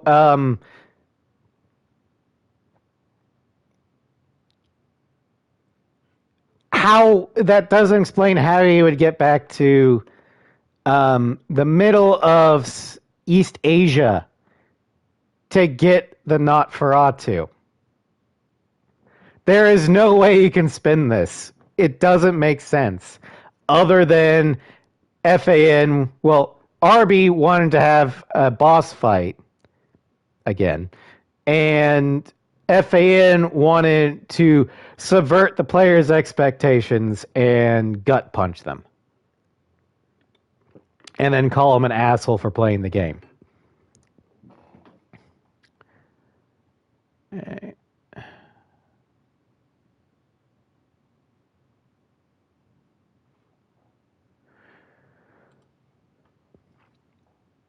Anyway, our next aircraft, we're actually going to Sirens of Defeat. That challenge, like just awful mental leaps and bounce make sense, but not when you look deeper. Yeah, it doesn't even make sense on the surface, and I refuse to do mental gymnastics. I can accept a lot of crazy things. I'm an Ace Combat fan. There's a lot of bullshit that goes on in those games. But the reason why I can accept that is because it is always consistent with what is established that can theoretically happen in Strange Real. C1 doesn't. Anyway.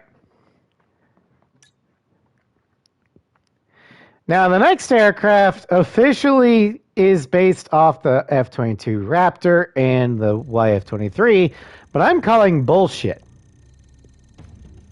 Because there's another aircraft that actually makes more sense as the inspiration. It's the worst of both worlds. Yeah, and there's a real-life aircraft that is the worst of both worlds. This afternoon, the first fully fledged Federation military units have come in from out of country to reinforce their garrisons But here. this aircraft, I always, on the, like, I would always use the UF-22 mod. Exactly, Zakale. The J-20. We wanted PW for the final showdown. Geo, if they wanted to bring in the PW Mark I for the final showdown, I'm okay with. It's the nuking of Presidia that I am not okay with.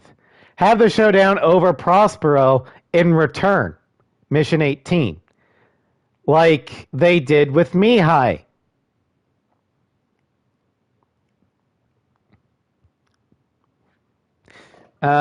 Or if it's over Presidia, fine, great, but have Monarch be able to prevent the Cordium strike on Presidia by shooting down Crimson 1 a la Zero with Cypher and Pixie. You have 7 minutes. Good luck. But no, they bring him back to rob you of your victory. You know, we already know C1 is a bad guy. He's part of the Pac Fed. Bruh, what? Welcome, sir. Got gameplay. Yeah, we did. I haven't seen it yet. There's no reason to make him extra bad, Geo, unless you want to antagonize the player. And that is exactly what FAN did. That is why I don't like C1's character, because he's basically FAN. Doing here. I have a scheduled stream, Yusuric. I will watch the gameplay after the stream. Guys, wholeheartedly protect. I don't need to see him kick a dog. Now he's bad. Yep. Damn you, chubby bird. You can't call me a chubby bird. I'm incognito today because I'm on the PlayStation. I can't get my PNG tuber to work. But our next aircraft is the VX-23, which is basically the Shindigo J-20. Yeah, it's PC since it's on set right now. You can try it. My PC version got broken due to the update. But if you're getting it brand new, you should be fine. Once that I capture card, the channel goes. I don't want a capture card. It's too confusing to figure out how to work. I'm old. I'm an old dog. I don't learn new tricks very well. But anyway, I am 37. I am 37. But thank you for thinking I'm in the mid-20s. But anyway, the game will tell you this is based off the Raptor and the Black Widow. That is a lie. I think it's 26. Yep, I was born at the tail end of 1988. December. Anyway, this is more like the Shindigo J-20 Weilong or the Mighty Dragon. I probably butchered that Chinese pronunciation. But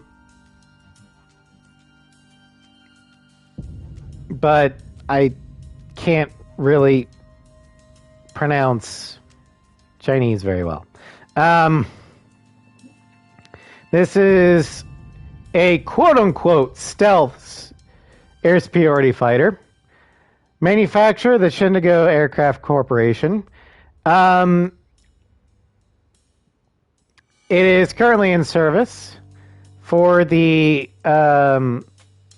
People's Liberation Army Air Force, or as I like to call it, the CCP Air Force. Over 300 have been built as of September 2025. And it's been manufactured starting from 2009 to the present.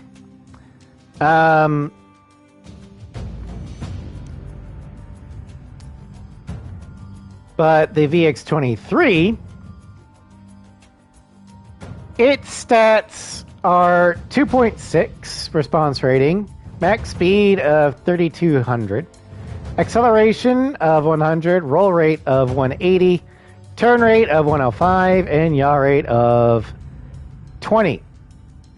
Now, you might think, since this is a stealth aircraft, that it would be given a boost. You would be wrong. Stealth means nothing in this game. Also, it has a slightly better AOA rate and turn rate than the SKs. This is a downgrade compared to the FS-15. Now, why do I say that? Well, because you can't really stack your special weapons like you could the SF-15. So it's not as good. Your ammo counts less, and you constantly have to cycle between your special weapons.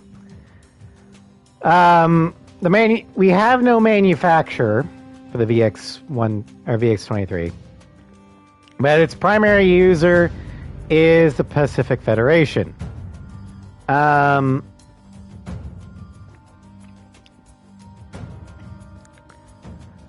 Then the primary users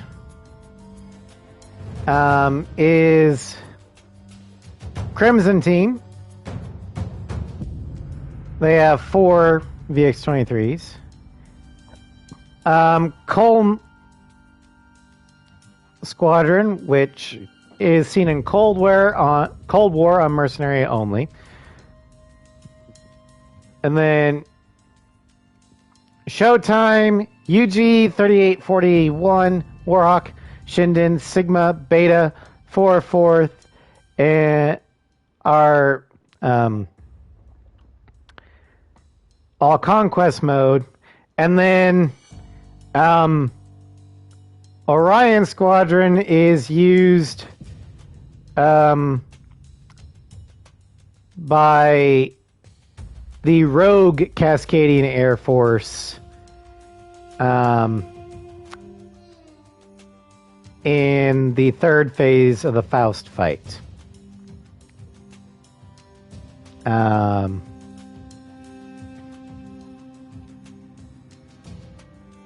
Then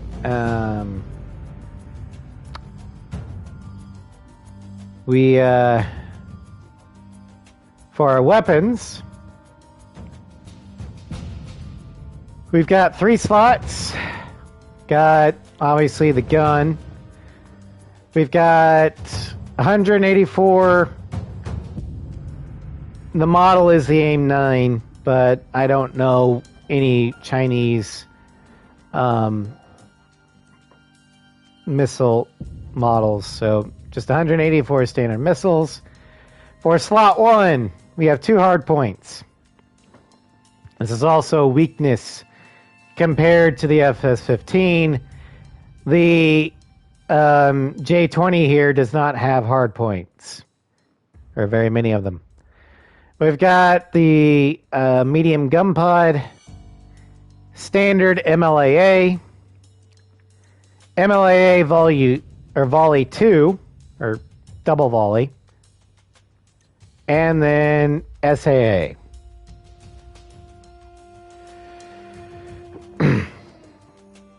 Hold on.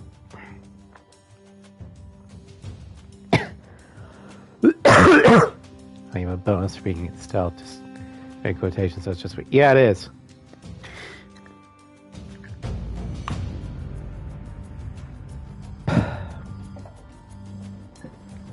Then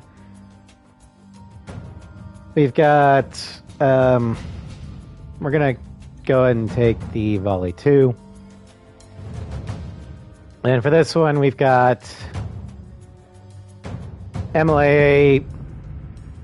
Again, this is 2 hard points. Slot 2, standard MLAA or Sparrows. SAA. We're going to take the SAA. I think somebody like the F-15. Oh, RB definitely loves the F-15.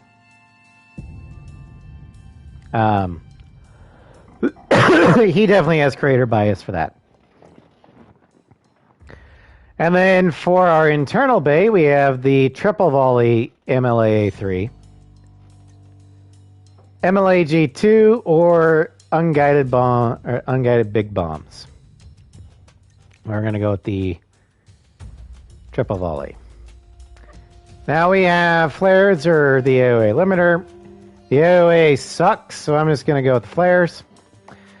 Our weapon totals, 184 standards, up to 36, or from between 36 to 72 standard MLAs, 30 MLA dual volleys, 20 MLA triple volleys, 16 to 32 Sparrows, 36 MLA G2s, 18 big bombs, and 1,200 20mm rounds.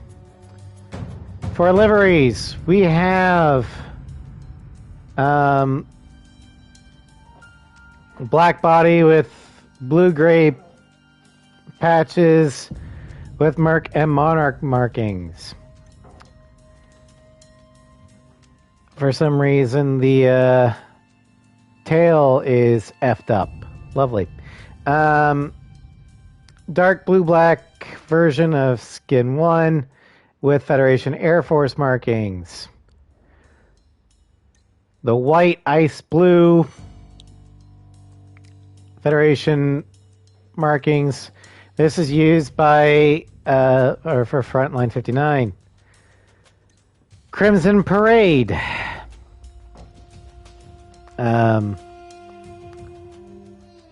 With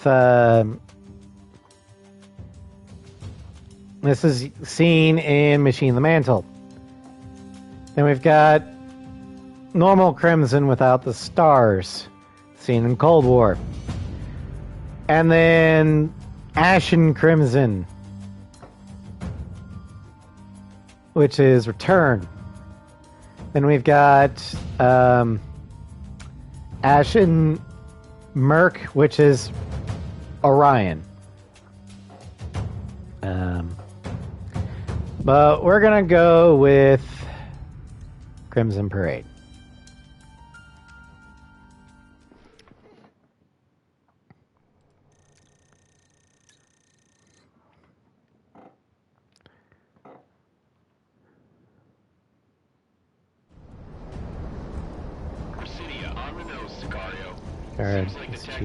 PC big stream. I don't have any room to put that cheap PC. I could have lived my entire life within those city limits. Give you the sky any day. I've got all my game consoles here too. Please respond. We have heavy attacks along our evacuation routes and are in need of immediate assistance. That's our number, Sicario. Let's get to business. Hitman team, Sicario is spread out. Keep in mind, this is not a career for me. This is just a hobby. My career is retail. A merchandiser. I'm getting requests for air support all up and down the board. Hitman, I'm picking the first for you now. Get there before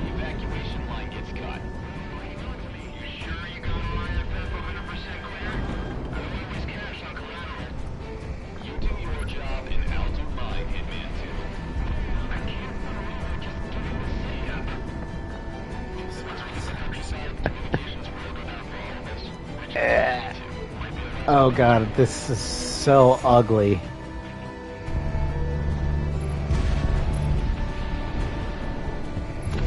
Right on target. This is General Elizabeth. We'll be conducting the tactical retreat. All actions report to my call sign and we'll get you home safely. Close backyards if you have to. And if you have to abandon your vehicle, torch it.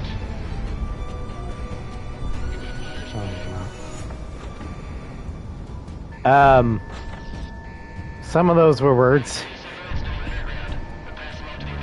I'm assuming typo.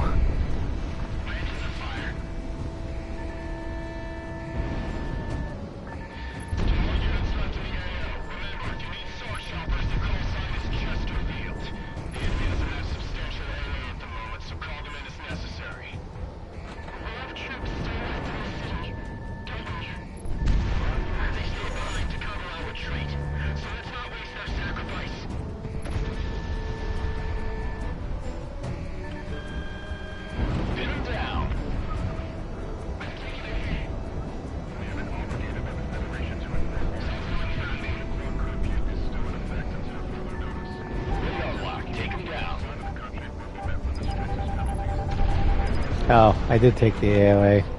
Oops.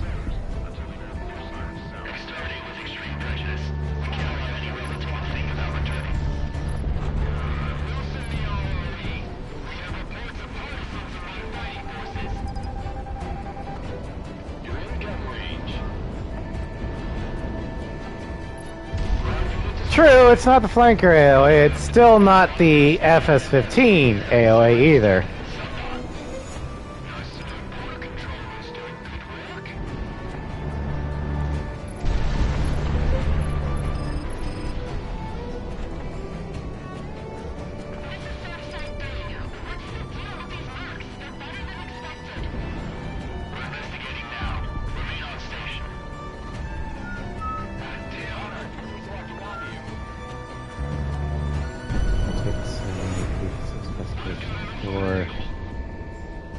That's still another screen I need to get.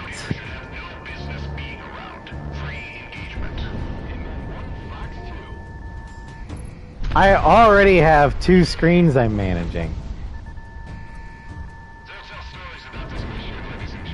I don't want another one.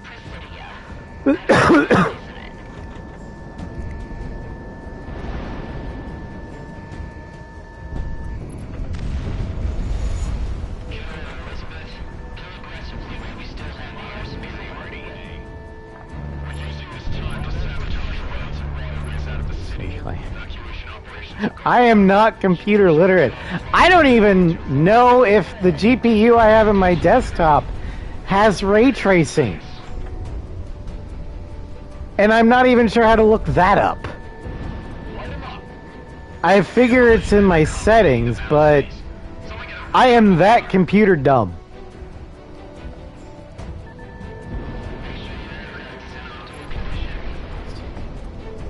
I'm asking the raccoon.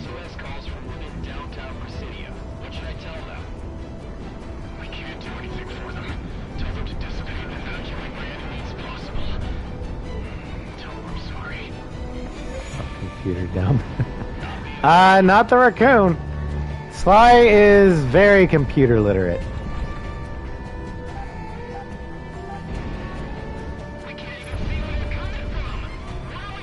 You know, I'm happy with the setup I have.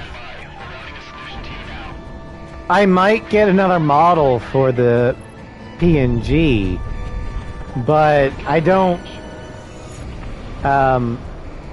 I don't really want a full-blown VTuber model, like a live 2D.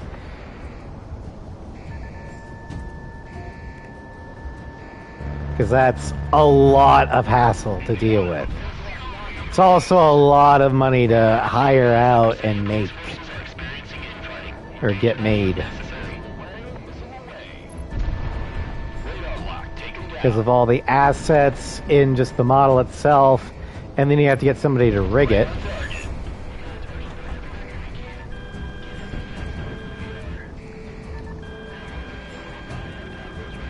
what I say about a lack of imagination. It's not that I don't have a lack of imagination. It's I'm a pragmatist.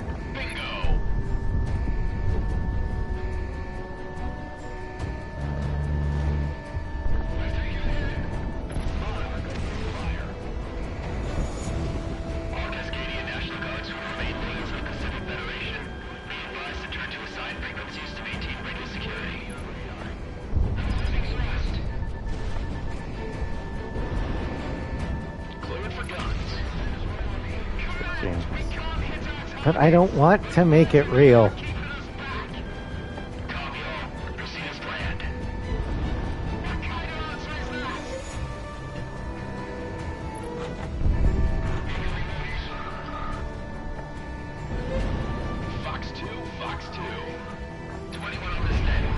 Also, I just know I'm gonna get some angry people in the comments saying, "How dare you call this the J20? The J20 is so much better."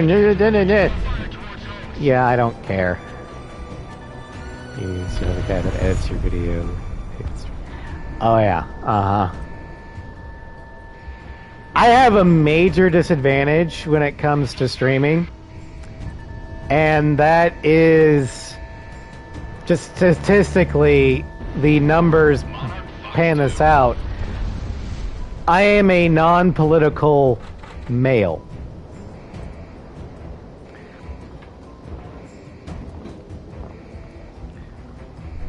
That is a very niche audience right there.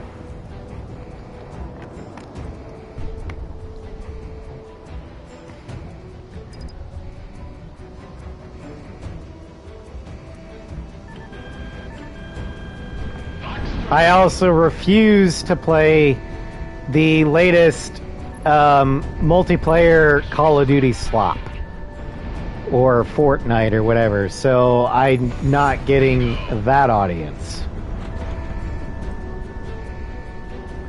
I play niche fighter jet games and story-based games. That audience pool is very small, and the majority of that audience would rather watch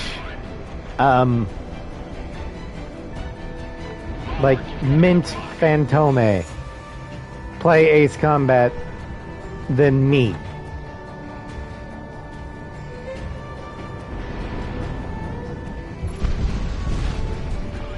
And I'm not, I don't say that as to be jealous. I'm just saying to be realistic. I also don't want the level of, or the amount of audience it takes to make that much money, because then I'm distant from the chat. I much prefer a small chat, because then I can actually engage with you guys. I know you guys. You know me. So I am quite content with the amount of success I do have. I don't take that for granted.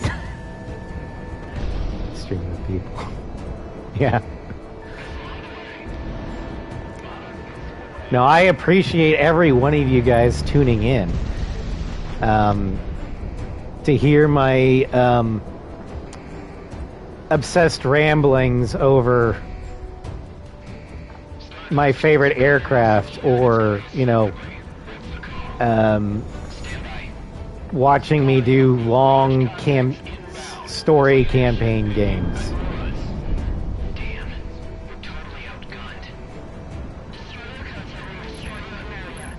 And I don't even, like, I know I'm an affiliate, and, you know, the algorithm would like me to promote, like, paid subs and stuff. But since I have a full-time job that pays decently well, I don't need subs or ad money. The only reason why I became affiliate in the first place was just to give you guys emotes. That was literally it. And to give me an excuse to tell the IRS, oh yeah, that $100 collector edition Ace Combat game, yeah, that's totally a business write-off because I get paid to stream it.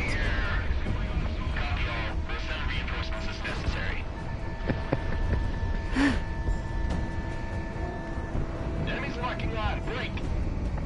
So, Kennedy Hall just got torched. but no, I am very happy with the amount of success that I've had over these almost 6 years of streaming. It's not a trick. It's part of the American tax law.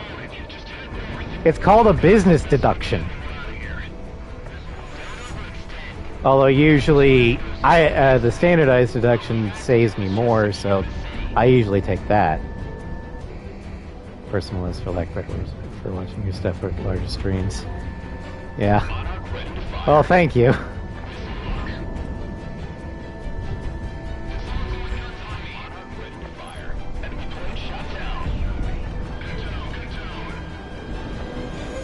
Yeah, also I know a lot of you are a lot more have a lot more tighter budgets than some others, myself included. And so I'm just happy you guys are here. I honestly don't mind if you guys don't sub. That's part of the reason why I archive everything on YouTube. So if you do miss it, you can watch it for free on YouTube.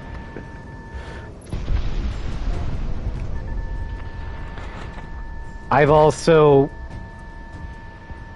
decreased the amount of ads to the lowest part of the recommended settings because I don't think I can go below it, or else Twitch gets mad.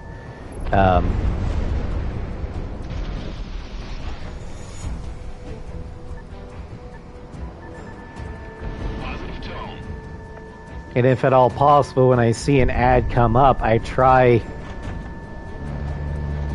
like to stay in the hangar or do something random. You see with that? Yeah.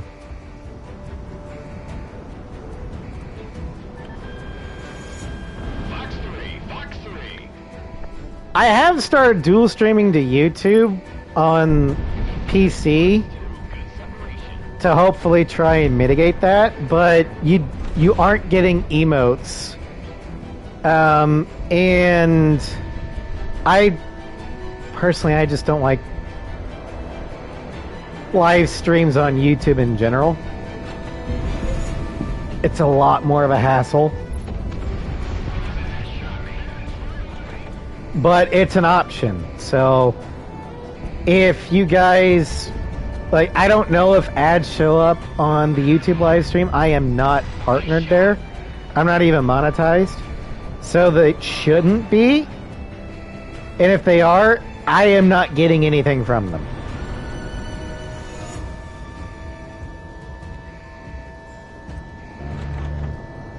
But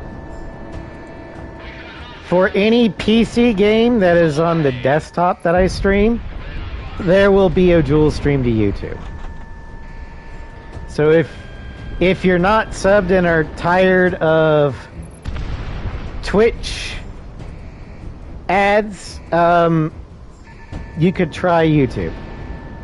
Caveat, I tend to see Twitch chat easier than YouTube chat because I've just been trained to look to that side of the screen. Also, Twitch chat has a timestamp, so I know about how long it's been since someone responded, and I haven't acknowledged it. I can't do that on YouTube, so I'm working on it. I'm trying to scooch the YouTube chat closer to the Twitch chat so I can see them better simultaneously, but it's not perfect. And I apologize for that.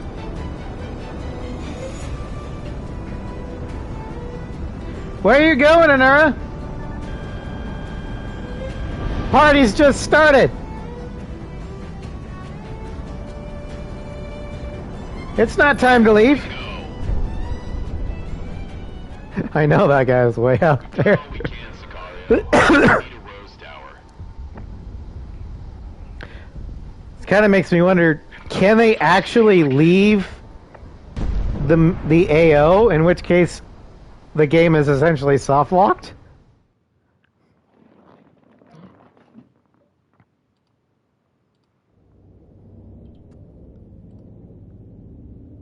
Thanks to you, casualties sustained during the retreat were minimized. We've lost contact with our final units within Presidia, so we can only assume the worst. We just have to remember their sacrifice to cover our escape. During the evacuation, we airlifted some of our most experienced fighters, along with Federation defectors and civilians who wanted to join up with us after seeing what the Federation did to Presidia.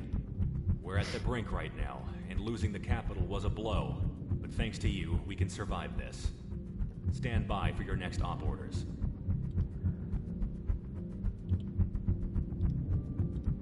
Alright. I am pulling up notes for the next aircraft. This one's going to be weird because it's technically based off of 3 aircraft.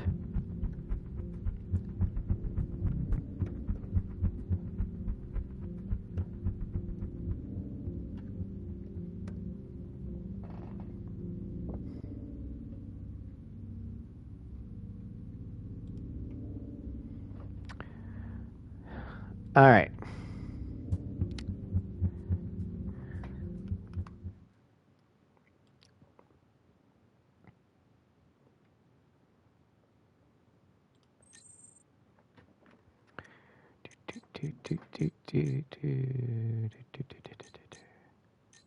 Valkyrie's Call.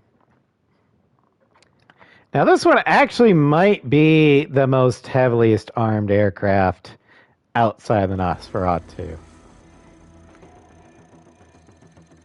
The offensive In terms territory from the of weapon Federation selection well with your continued and support, hard Sorry. points. Your air support on the front has been integral in demoralizing and outright destroying enemy air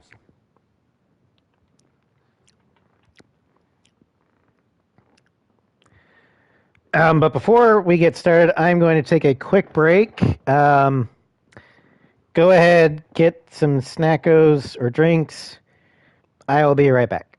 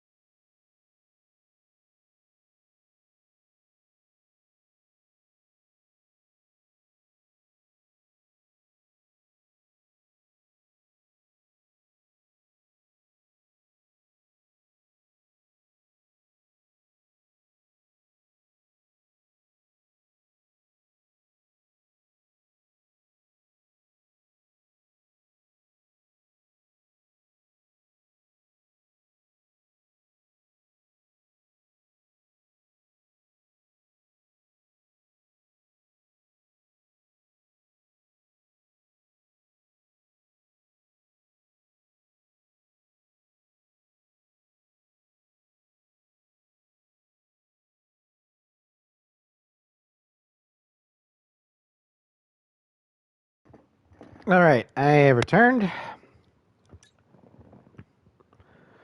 But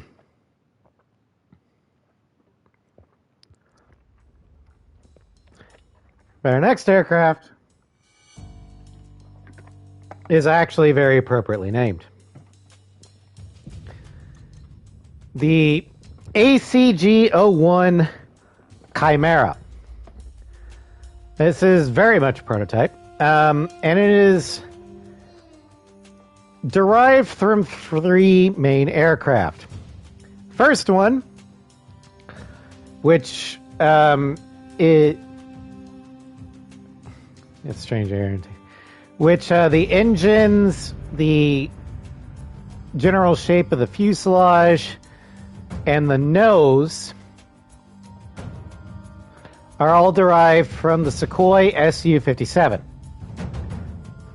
which is a quote-unquote stealth multi-role fighter. It's more appropriate to call it low vis. Built by Sukhoi for the Russians. 42 or over 42 have been built as of 2026. Manufacturing started in 2019. Although prototypes were built as early as 2010. Stealth lasting standards. That's why I said quote unquote.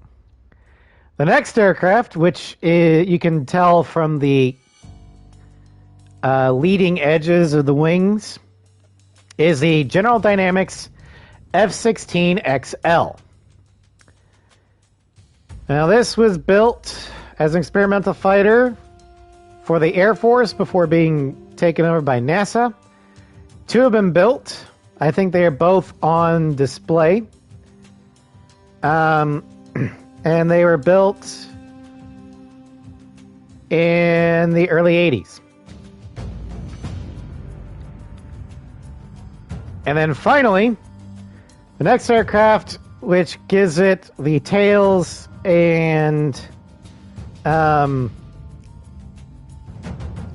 the general shape of the cockpit, the BAE Systems Tempest, a proposed quote-unquote 6th-gen aircraft that is under development in the United Kingdom and Italy for the RAF and the Aeronautica Militare, or the Italian Air Force.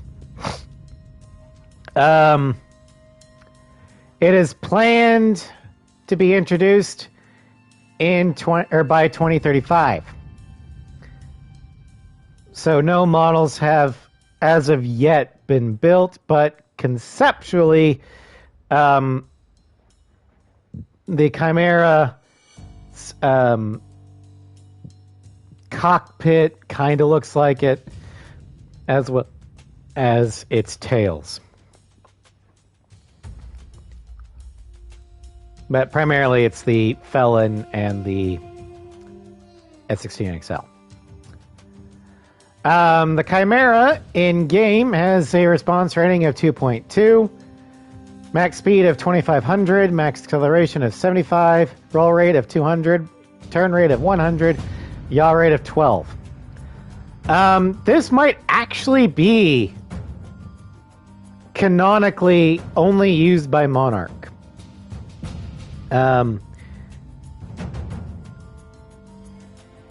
Because only one canonically exists. And all the liveries have Monarch markings. We don't see anyone else use it other than Monarch. So, yeah.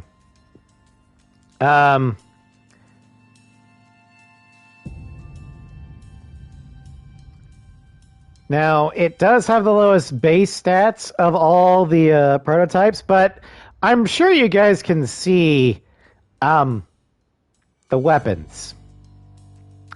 It can carry a lot, and it's got a lot of hard points.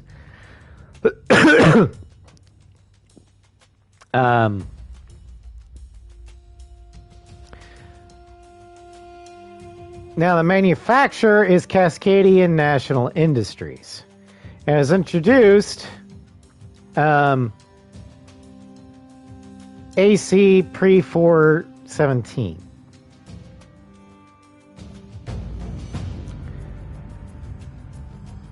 Except it has no Wizosita. No, it does not. Also welcome, Pyman.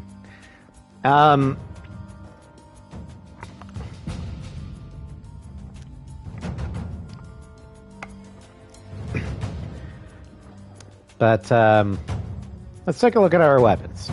We've got a dual cannon for our main gun, 184 aphids as our standard missiles. Slot 1.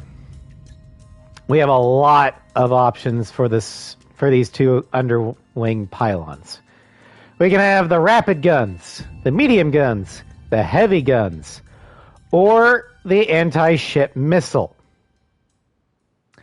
This is one of 3 aircraft that can carry that. The other 2 being the SK-25 and the SV-37. Although ever since update 2, the anti-ship missile, its homing has been dramatically decreased, so it doesn't always guarantee a one-shot. Sometimes it might miss for random reasons. Mind that ASMs are just effective on airships. Oh, I've primarily used the ASM for airships. That was what I used it for. But yeah, it can also be used against land battleships too. But the ASM ever since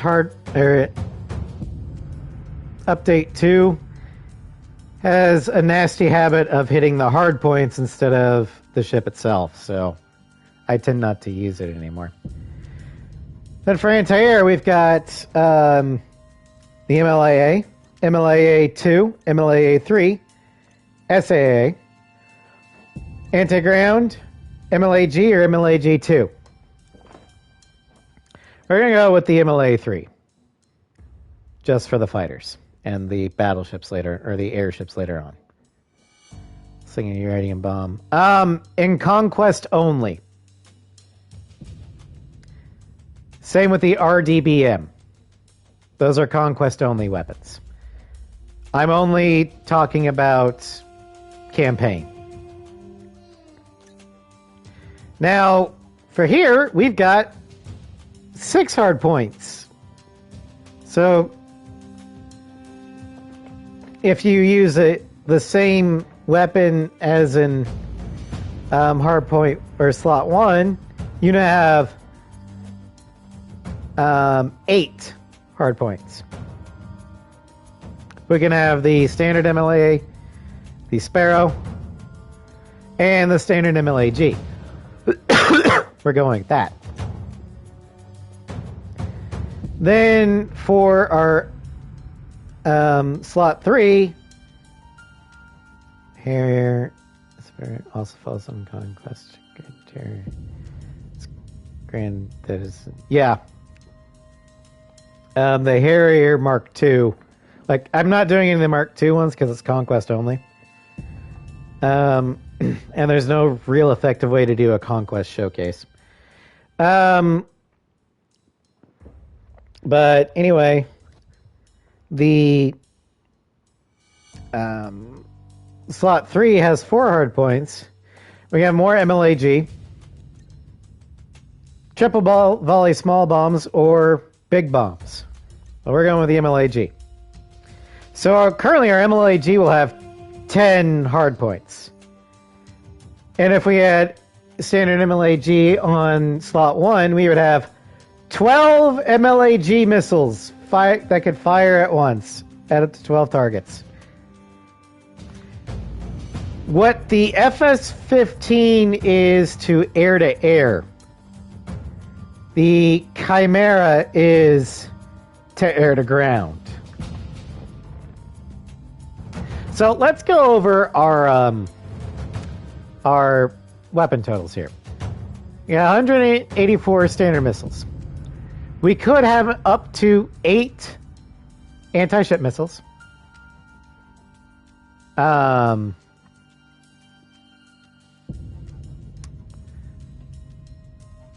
um,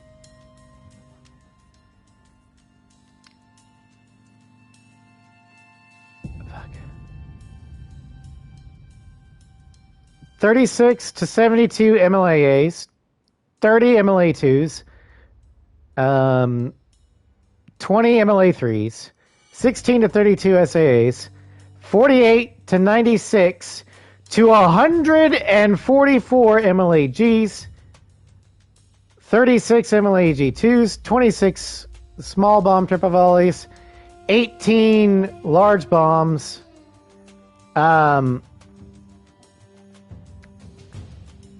then, or 3,800 rapid guns, 1,200 medium guns, or 320 heavy guns. We can't have an AOA limiter, however, the AOA term limit is very sucky. So we're just going with the flares. And for our color schemes, we got the black, kind of felon-esque Monarch livery. And then for skin 2, we have the VX-23's Monarch livery. But it looks better, because this looks like a squinched raptor instead of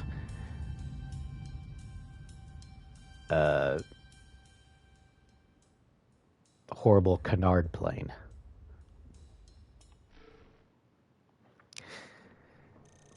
Yeah, we can fire up to 10 MLAGs at once.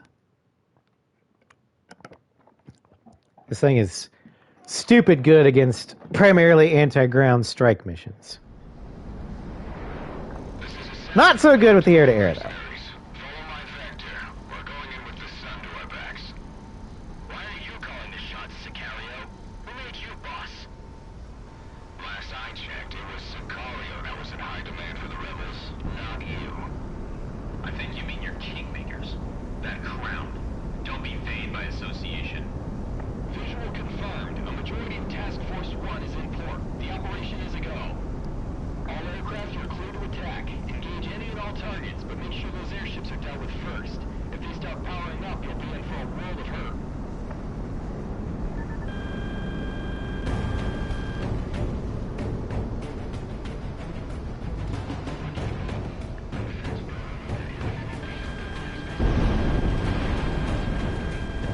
Magnum, or rifle. You're on point. The other mercenaries will pick up the slack. Wait, those aren't our planes? Sound the alarms!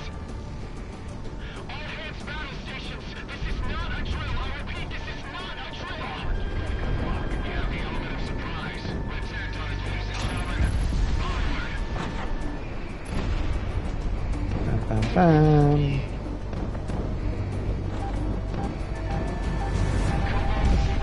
Paycheck. I'm assigning you professional call signs. Easier for me that way.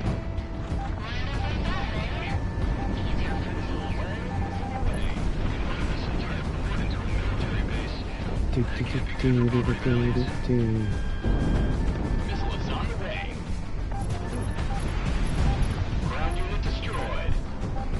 Bouncing Badgers, wild shot gang. I'm pushing you into this sector to saturate.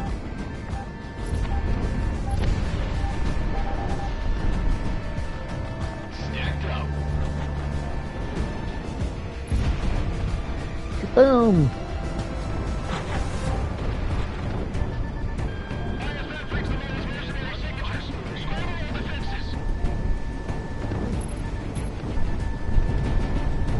There we go.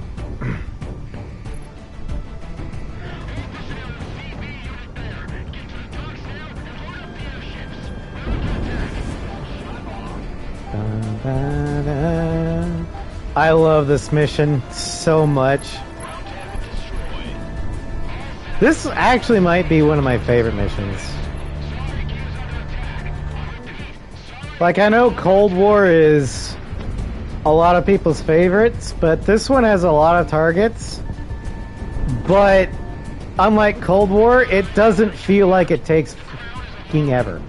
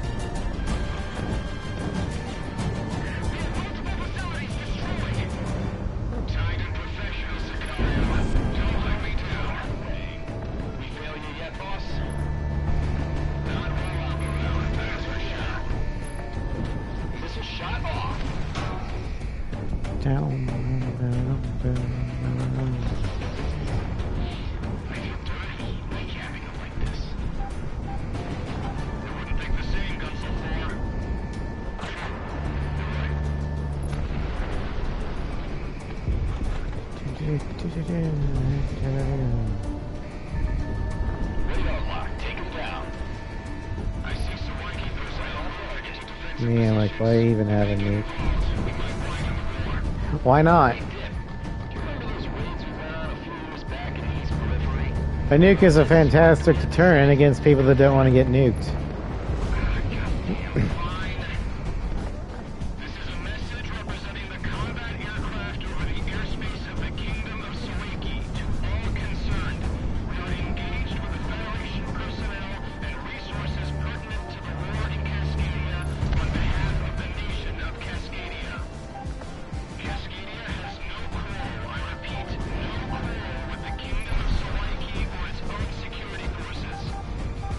We therefore ask you not to intervene or oppose or attack. However, we are under orders to engage any Kingdom of Sawaki units who do not comply with this request and move into attack positions. Has anyone copied this communication? Copy. Cheers. That's $2 for Galaxy. You win. You say so. Okay, ready in place. Here's the thing though. The player doesn't get access to nukes in campaign. Also, Cascadia has no interest in taking Sawaki. They just want to blow up the fleet. Oh, Conquest Zone, gotcha.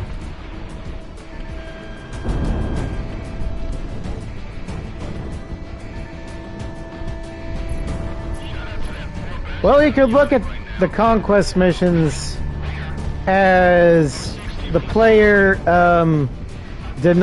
it could be conquering the territory. It could also be denying the enemy the territory.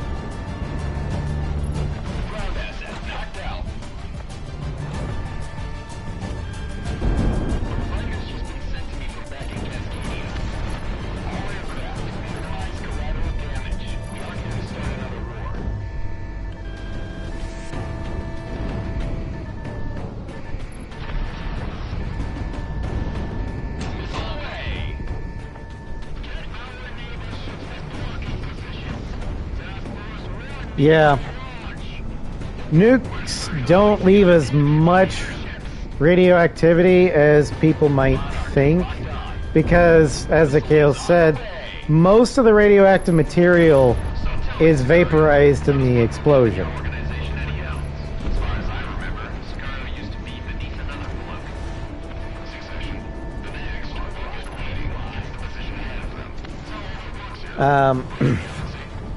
Usually the radioactivity will clear out in about 2 weeks. Or at least clear out enough that humans won't die from just existing near ground zero.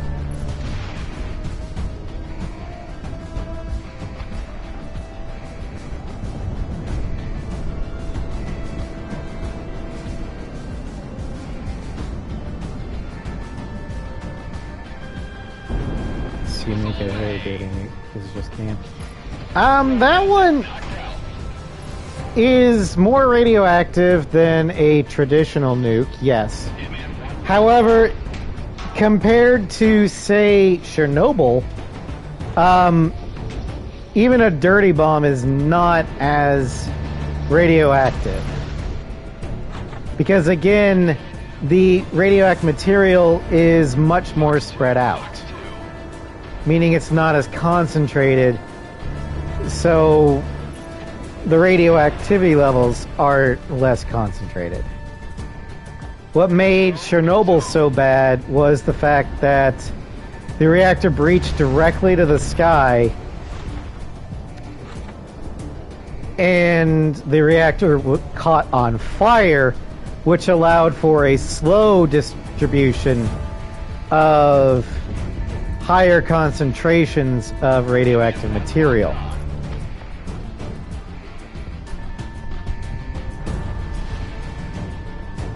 It's why the elephant's foot still exists.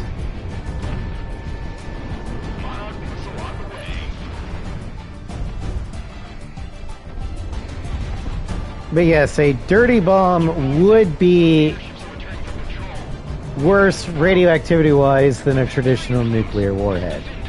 That said, a traditional nuclear warhead has the giant fireball that will vaporize ground zero. Dirty bombs are technically just conventional explosives that are packed with radioactive material for the specification of flinging it as far as they can.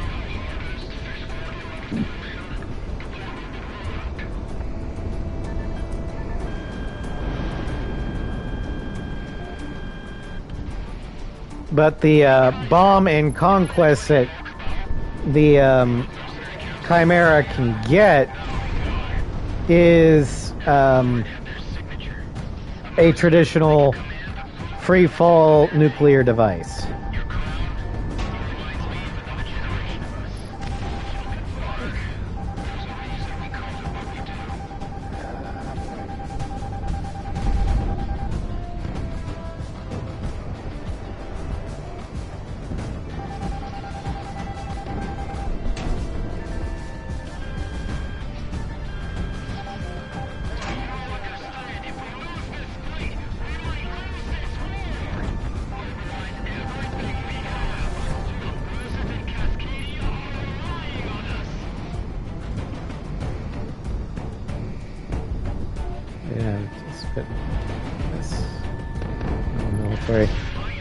Well, it used to be bombs, and free-fall nuclear devices still exist.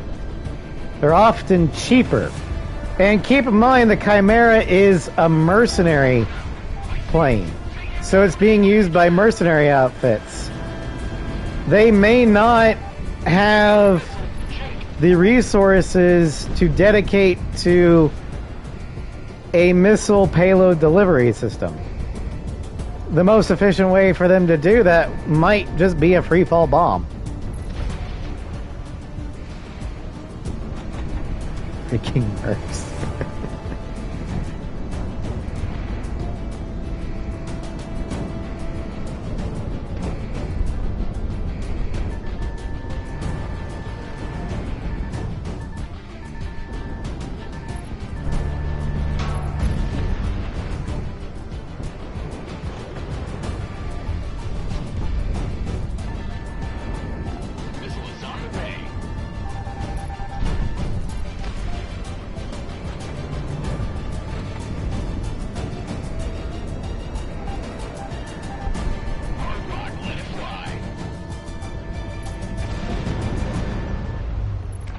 Problem with the Chimera is that it, due to its poor maneuvering stats for a prototype, it tends to eat a lot of damage.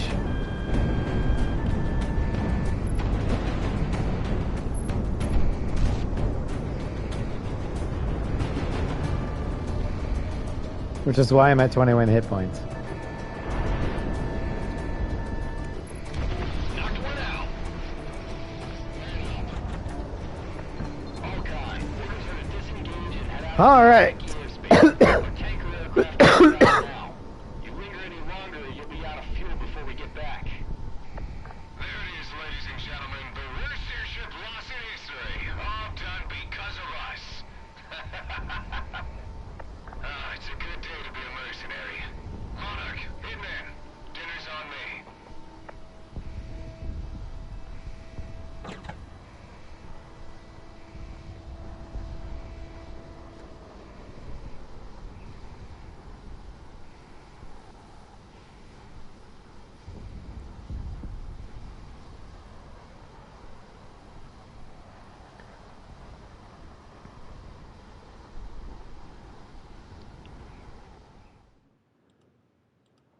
Do you know how many hamburgers and a regular Coke? Yep.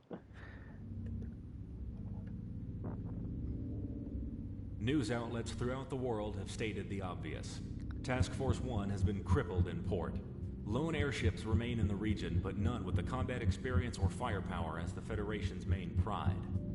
Defensive positions held by the Federation banking on their arrival have quickly folded, and the snowball effect has begun.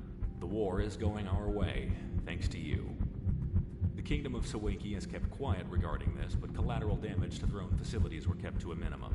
What damage they did sustain, they blamed the Federation for not maintaining a proper defense, despite what the Sawaki people have offered them. All right. At the cost, however, this is a massive blow to the Federation that they can't possibly... Our next two aircraft technically aren't really inspired by any real-life aircraft.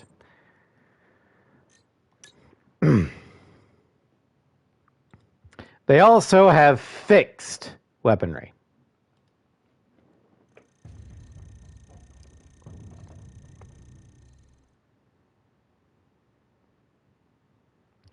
Although I can point out some possible inspirations.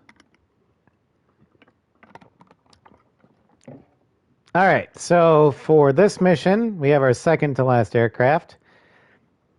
The SP-34R, or the Spear. This is a prototype made by Icarus Armories. And due to a livery that you'll see later, I'm saying that this is based off of the Kuat Drive Yards, or Kuat Systems Engineering, Delta 7B Aether Sprite class light interceptor, aka the Jedi Starfighter. Built in a galaxy far, far away. It was developed by Kuat Systems Engineering for the Galactic Republic, as well as the Jedi Order. But mainly the Jedi Order used it. And it's... of course, Kuat builds on this, right? NCOM, Cyanar, Cosinair, Freetech. Kuat isn't the only thing there. It doesn't say when it was built. Yeah.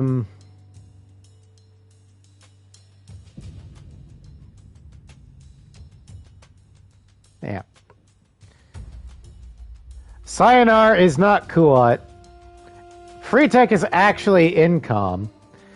Suro Sub is Celestin. Koasnar is the Y-Wing. That is... sorry, I'm spending the money to buy this plane. But yeah, I call this the Jedi Starfighter thing.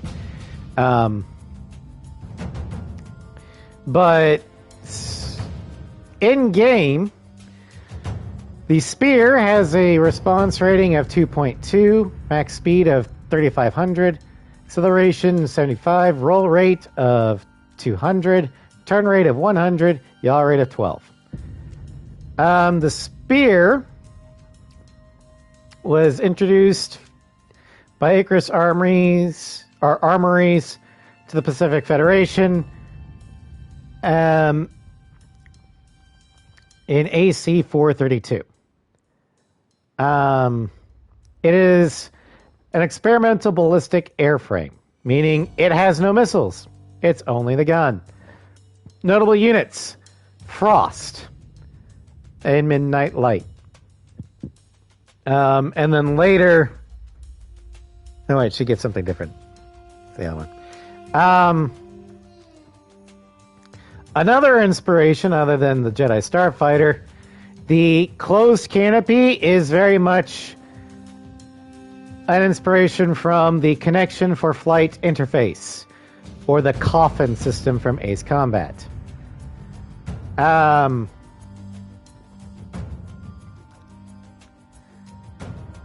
But it does have an AA limiter. It has a fixed loadout of the integrated medium gun, integrated heavy gun, integrated canopy gun, and its primary weapon, and also a rail gun. Its primary weapon is the rapid guns. Now, the liveries, we got the Frost livery, orange body with teal center fuselage, with mercenary and monarch markings. Then we've got the white body with gray leading edges and radar dome with Federation markings. Then we've got a steel blue dorsal surface with gray underside, Federation and Icarus Armories markings. Pink Monarch. Two-tone Army gray-green Monarch. But the reason why I said this was inspired by the Delta 7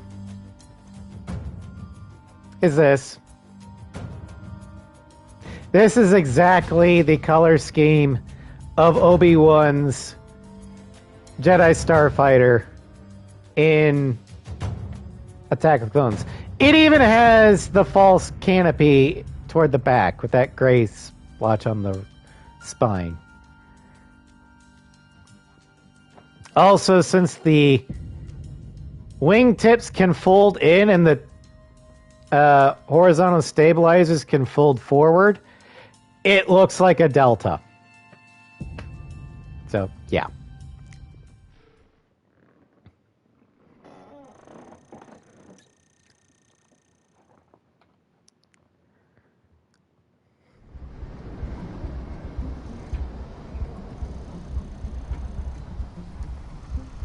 All Sicario elements maintain bearing. We have interceptors coming up the rear.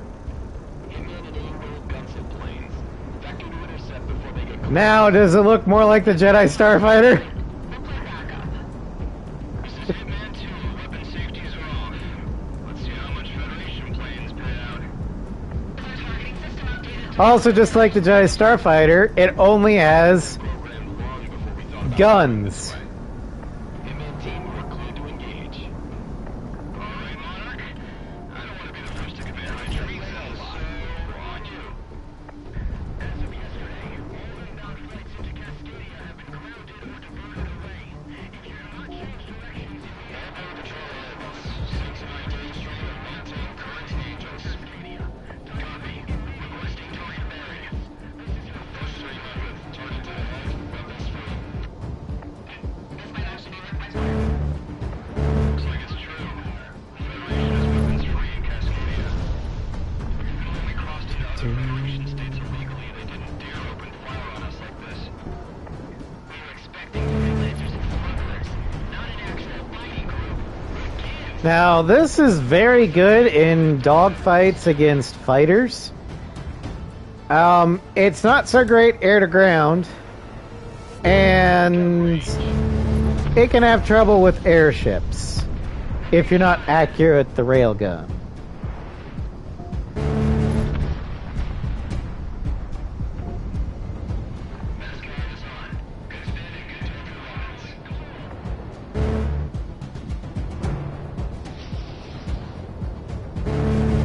Confirmed enemy kill.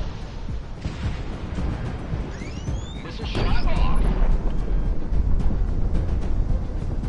I love the wind-up charge for that. The sound.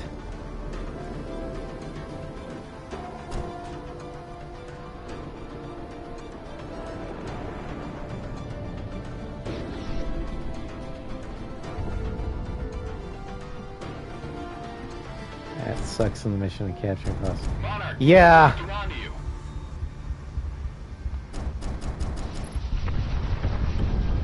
The spear is definitely an interesting craft to use.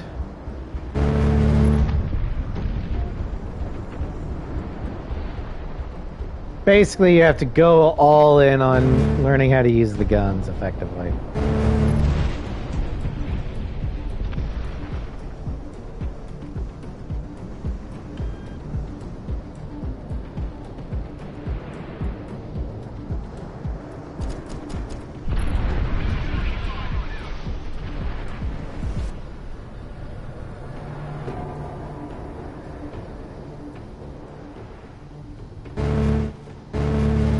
Enemy aircraft shot down. I'm engaging. That flight of 3 is feisty. Adjust appropriately.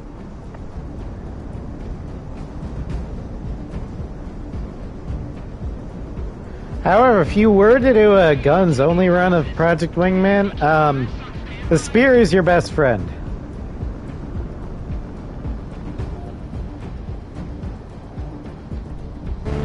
Guns. From the data we can gather, you're engaged with a private security corporation called Sky.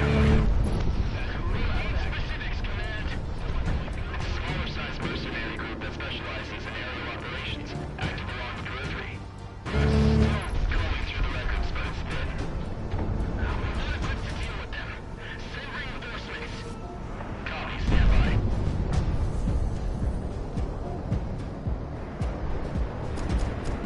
Enemy penetrating the count line. Mercenaries, huh? I thought we ran you lot out after Oceania. Oceania. There's an I in there. We cannot let mercs of this caliber into Cascadia. Roger that. Moving intercepts. Take it on me. He's shooting!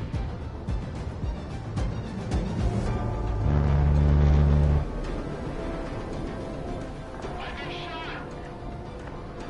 Launch missile!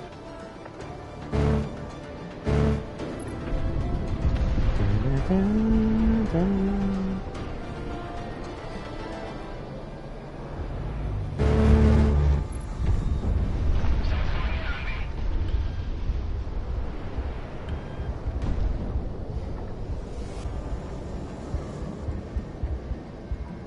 Light him up.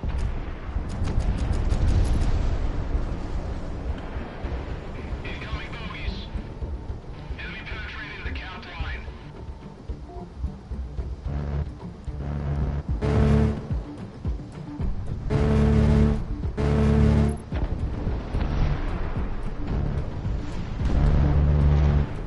Huh.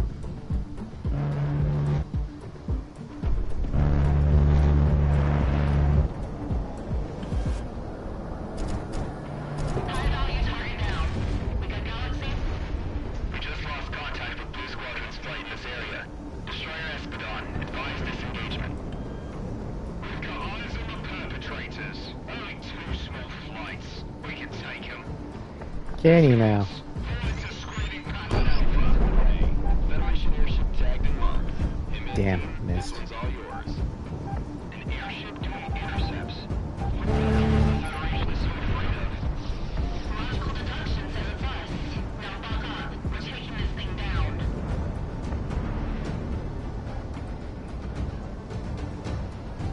Oh, hold on.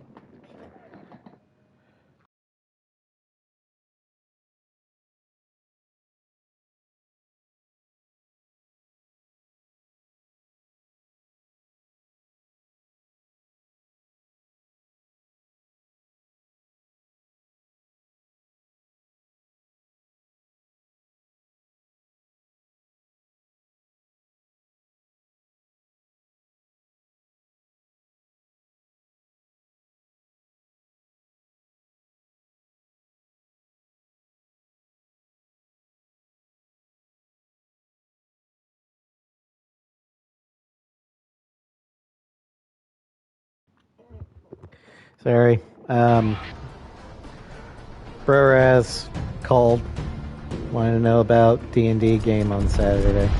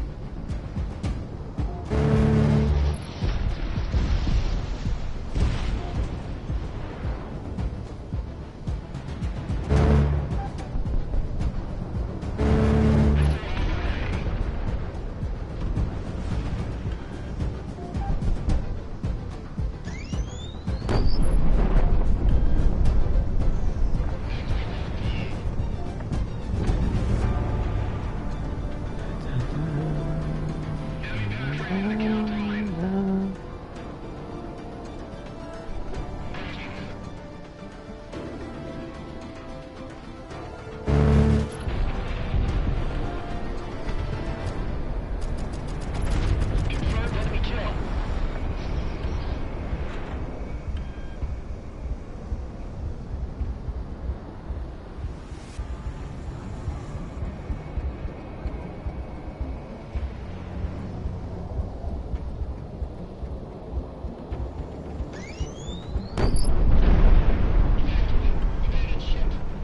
Kaboom! Nice shooting, Monarch. Good to know this solo will be around a dogfight. I guess we're in it now. Hey, Mick, you got any idea what the Federation... All right, so we've got one more aircraft left, Hey, we've got a contact. To approaching unidentified and it's my aircraft. favorite. When the night comes, how do we return home? By midnight flight. Confirmed. Welcome to Cascadia, Sicario. Follow us. We have a temporary landing strip set up for you mercenaries.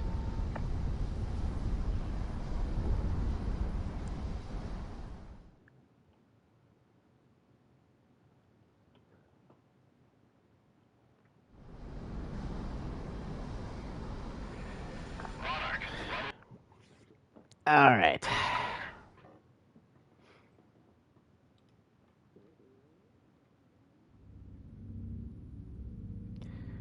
And for our final aircraft, Sicario was able to rendezvous with our contact.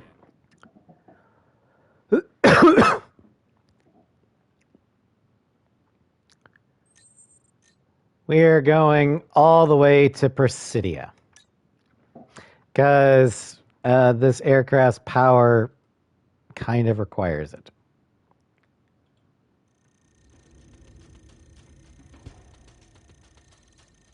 I brought everyone I could find. Every freedom fighter, every war junkie, every soldier of fortune. Throughout the world, Cascadia has become a beacon of rebellion against the Federation. And for that, I have gathered an army. They're no Sicario, but it's the best we've got. The rebels will take everything they can. At first, when taking this job, I thought it was only business. That I could find my glory here. But after all they've done, what they did to us, to Sicario, Yeah, whatever. only blood will pay. Okay. Our final aircraft.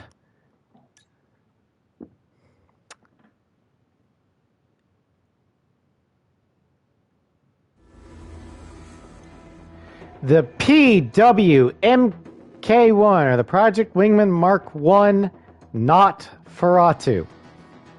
Now, why do I call it the not Feratu? Well, that's easy. Because this plane is basically inspired by the CFA-44 Nosferatu. Nosferatu was manufactured for Slovakia by Albastru Electrice. Production began on June 1st, 2005. It was later during the Civil War. Development was continued by the Eastern faction.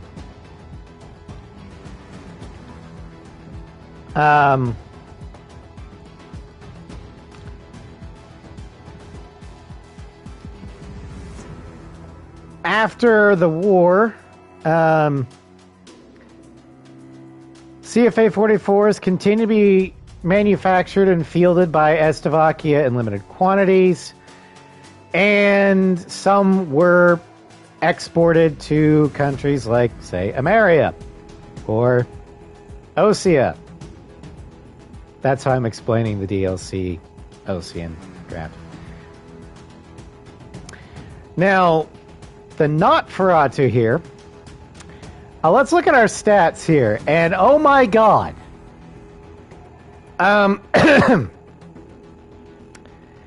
Response rating of 4. Max speed of 4,000. Acceleration of 150. Roll rate of 350. Turn rate of 150. Yaw rate of 15. This is just, I am better than you, the plane.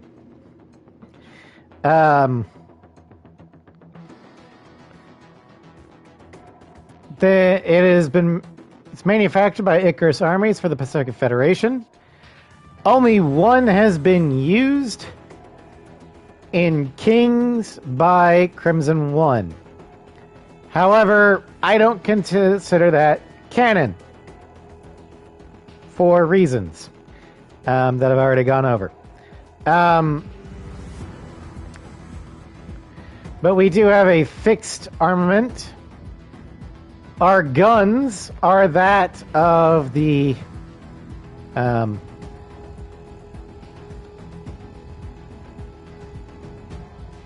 heavy cannon.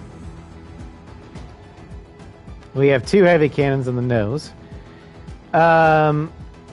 We also are equipped with 184 standard missiles, as well as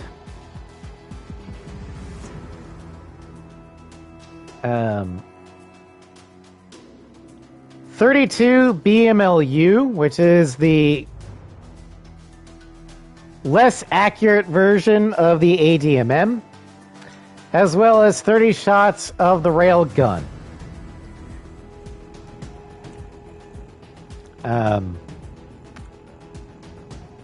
Our liveries.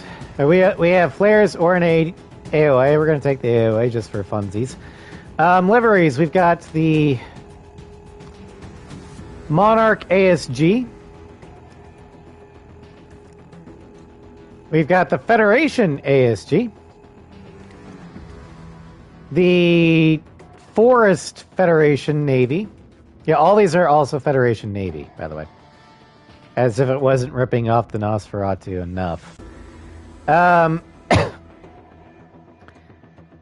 Then we've got the Blue Splinter with Federation Navy. And finally, Crimson One. We'll go ahead and take Crimson One just for shits and giggles. Because I do like his livery. I just hate the character.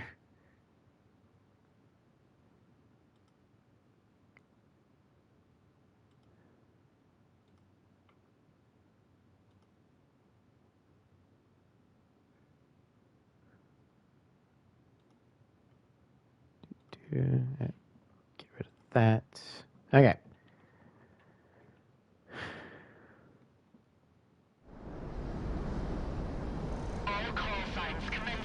I love this line here. Those would not be ruled. Show them what that means.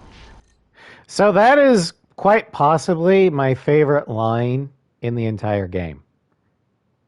We are the descendants of those who would not be ruled. Show them what that means. Which tells me that the Cascadians have not forgotten their heritage.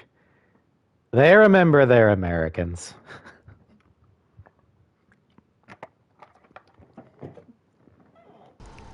To all mercenaries, do not count days.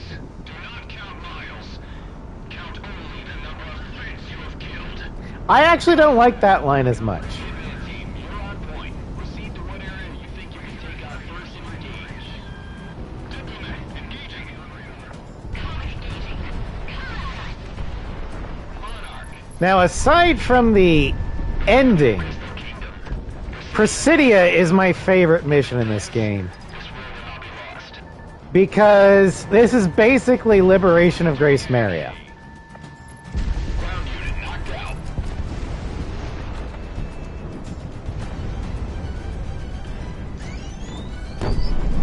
Damn it. Monarch missile away.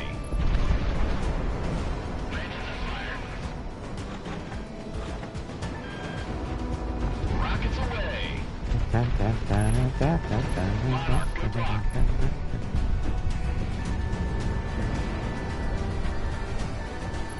Right on target.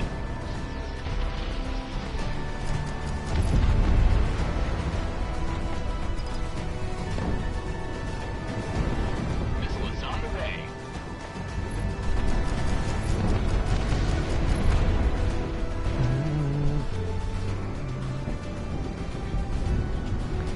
But yeah, just like the Ace 6 CFA 44, the Nosferatu here is designed to dominate the battlefield. Not just air to air, although this one is better at air to air than the Nosferatu, but it is designed for complete and total battlefield dominance. It's meant to board wipe. Guns, guns, guns.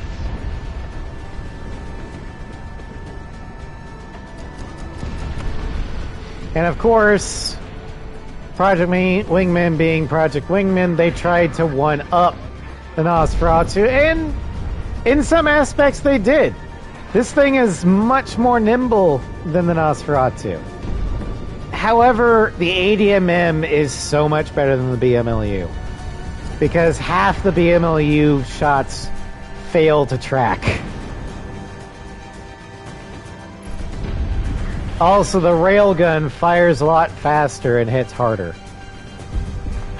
The only advantage is the Nosferatu can carry both at the same time. Current angels and engage the enemy.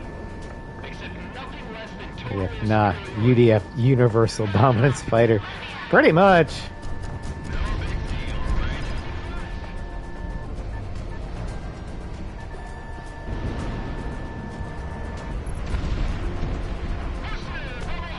Or ODF, Omni Dominance Fighter.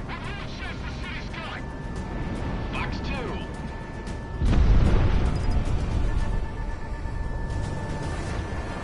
Keep yourself light. Just evolve your payload.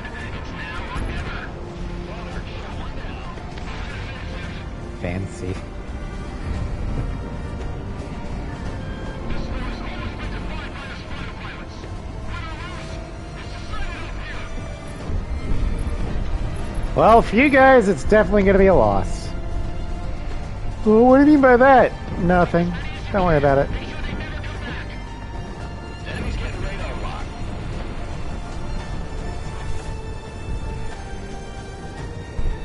I do love the full Presidia leitmotif.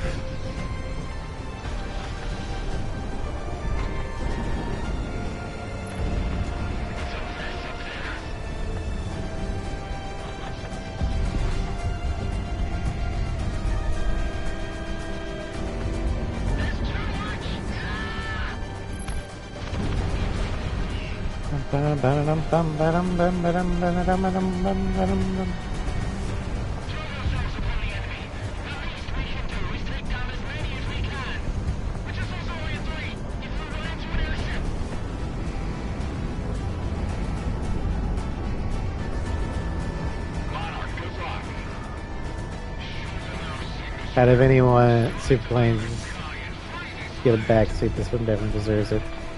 It is lore that prizes Monarch's wizard because she lives on.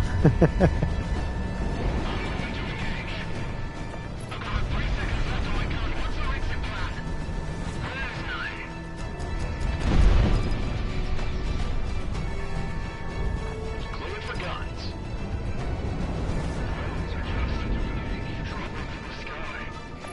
Watch out for the airship debris!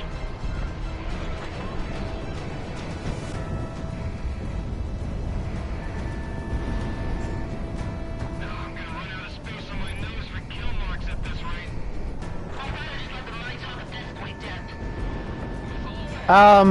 To Dip's point, in Star Wars The X-Wing novels, Wedge Antilles has accumulated so many kills that in order to paint them on his X-Wing's nose, they use different colors. Red denotes entire squadrons, while black still denotes single fighters.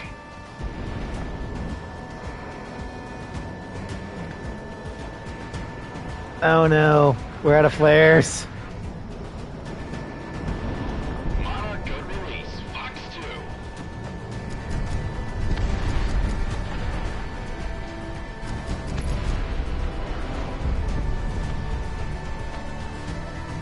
They're smoking the contact. Get locked on.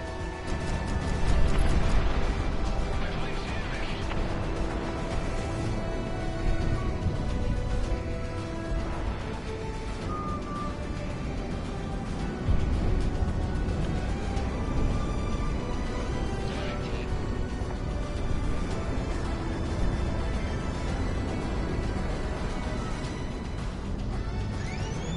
Missile away, missile away.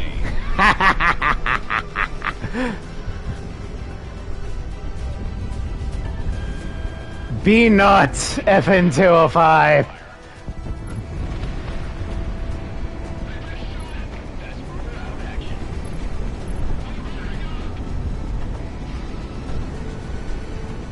We've lost the air. Damn it. All gone. Federation air superiority has been deemed no factor. Wingman team, proceed to the next area of targets. Eminent domain reports last remaining naval forces are pushing out to meet her. Wingman team, provide support. Look at those ships. They're all battle damaged. Monarch, give us a shot. Bye bye, carrier. Better deny and see than import. Re-Dux results. Commence firing when they're in range. Missile shot off. Confirmed enemy kill. We dug halfway. If we destroy these ships, we'll wipe the Federation Navy off this side of the planet.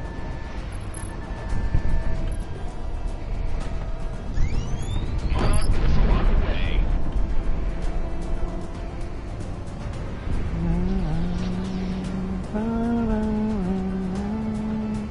Wanted to go down fighting. Stupid bastards.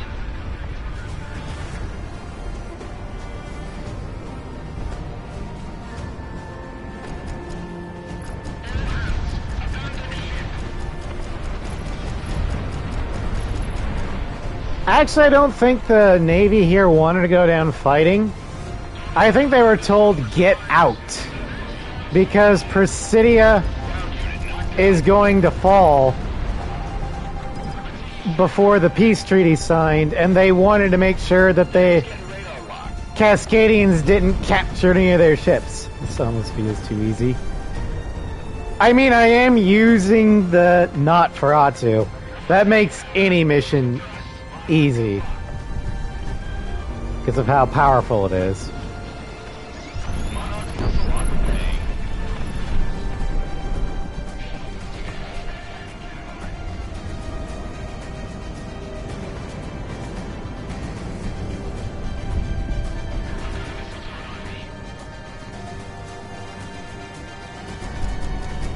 But then again, the showcase isn't necessarily to challenge me, it's to show off the full capabilities of the aircraft in question.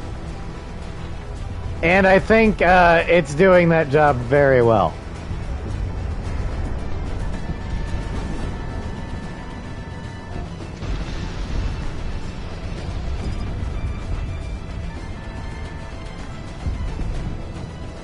Oh. Federation Navy is out of action. Hitman, retask ASAP. Disregard, Hitman. Took you long enough. Roland's all for the call signs. You survived, Roland? Affirmative. Listen up. We've been inside City attacking defenses ever since we went dark. The Federation has multiple layers of defense. We're gonna have to go around through them all. Talk again and find with the militia down here. Your man team, Monarch, if you're listening, I give my graces to the king of hell. Enemy aircraft shut down. I think Gia means that in movie context, given mission following. Oh, I don't consider the mission following to be real. It's a nightmare.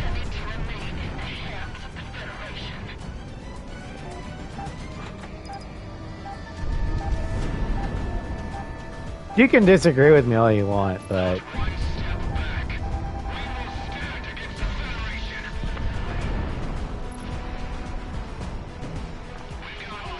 I also don't know the movie reference. Attack has begun.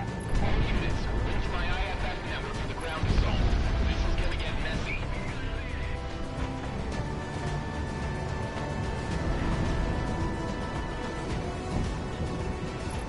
There's the best phase lines. Units, get you blocking positions.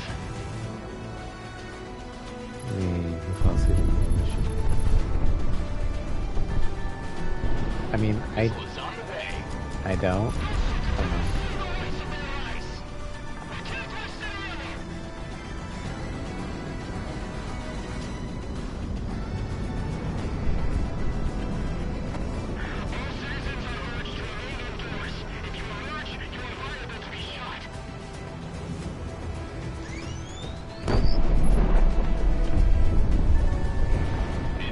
Locked on. Target down.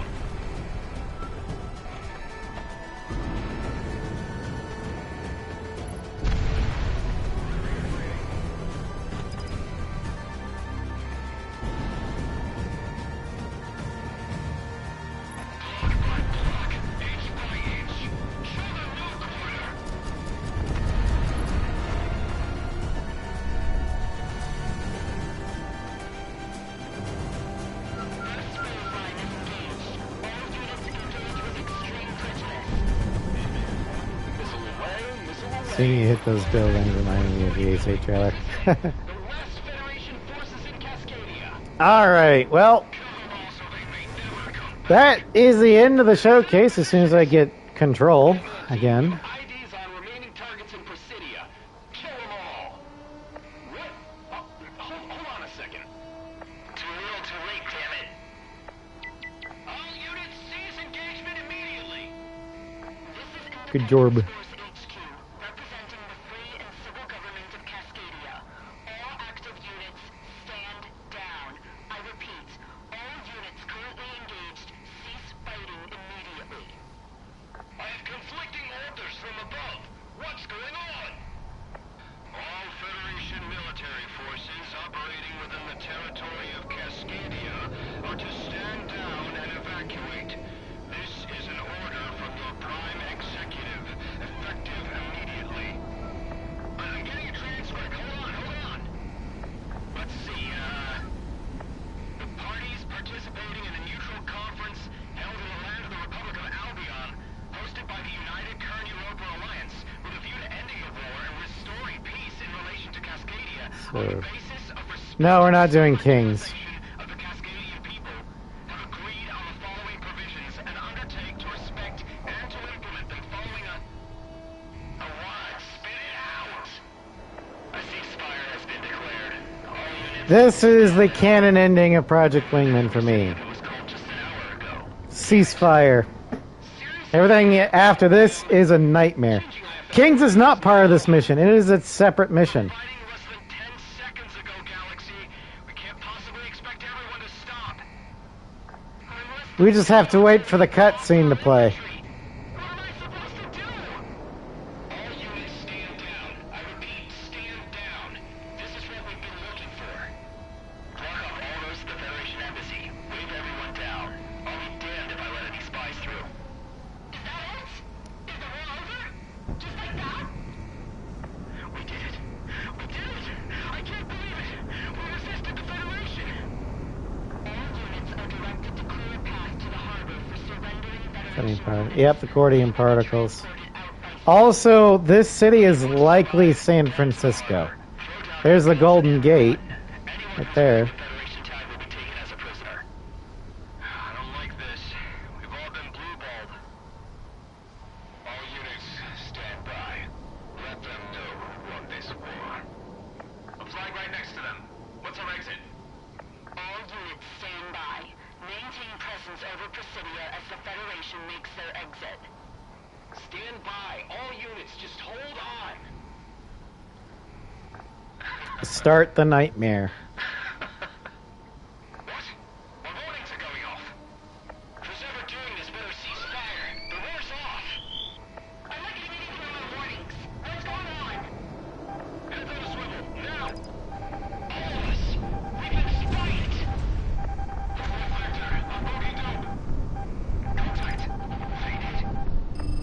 I see him! Break!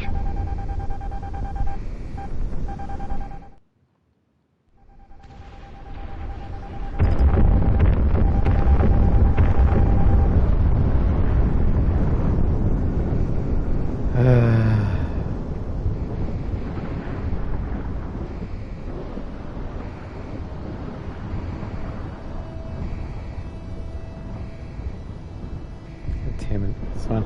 Oh, this is just a nightmare. This isn't actually happening. This is a nightmare from Monarch. Namely because I nukes for that a lot. But it's mainly because I refuse to acknowledge the writers subverting expectations and deliberate player punch. That, yeah, a plane can't carry so many nukes. Not even stranger airplanes.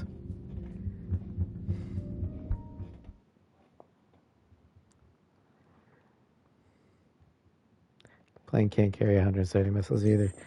Yeah, but even in Ace Combat, there is a limit to the brokenness that a plane can carry. And nuclear weapons, like heavy special weapons like that, usually are limited to single digits. Not 20,000. But Crimson One died in Mission 18 anyway. Should battle Bering Sea with the Spear. Nope. I'm not doing Cold War with the Spear. No. That is too much of a slog. But anyway, this is the end of the... Get 5 subs if you want. I need to turn off the... I need to end the stream, Reaper. It's been almost 4 hours. I am hungry. I need to eat, and my voice is starting to go. So, this is the end of the Project Wingman showcase. I'm sorry, Reaper. Biology comes before stream. So then, tomorrow I am not streaming because I'm going to be watching the Summer Games Fest in Sly's Discord, just to see if there's anything else. I'm depending upon when Summer Games Fest ends, I might do a Discord watch party of my own. I don't know. I'll keep you guys in the loop. Saturday will be The Witcher 3. Sunday morning, Baldur's Gate 3. Sunday evening, Ace Combat 0 Ace Run on Mercenary style. Monday, Final Fantasy 9. Next Wednesday, Star Trek Shattered Universe in the afternoon. And the Torres Saga for the Hornet Run in the evening. And then next week for the showcase, we go back to the Ace Combat series with Air Combat. Air Combat is going to be a shorter one because there's only 16 aircraft, I think. So I might just do 2 and 2. But anyway, thank you all for joining me. I hope you had fun. And I will see you guys Saturday with The Witcher 3. Good night, everybody.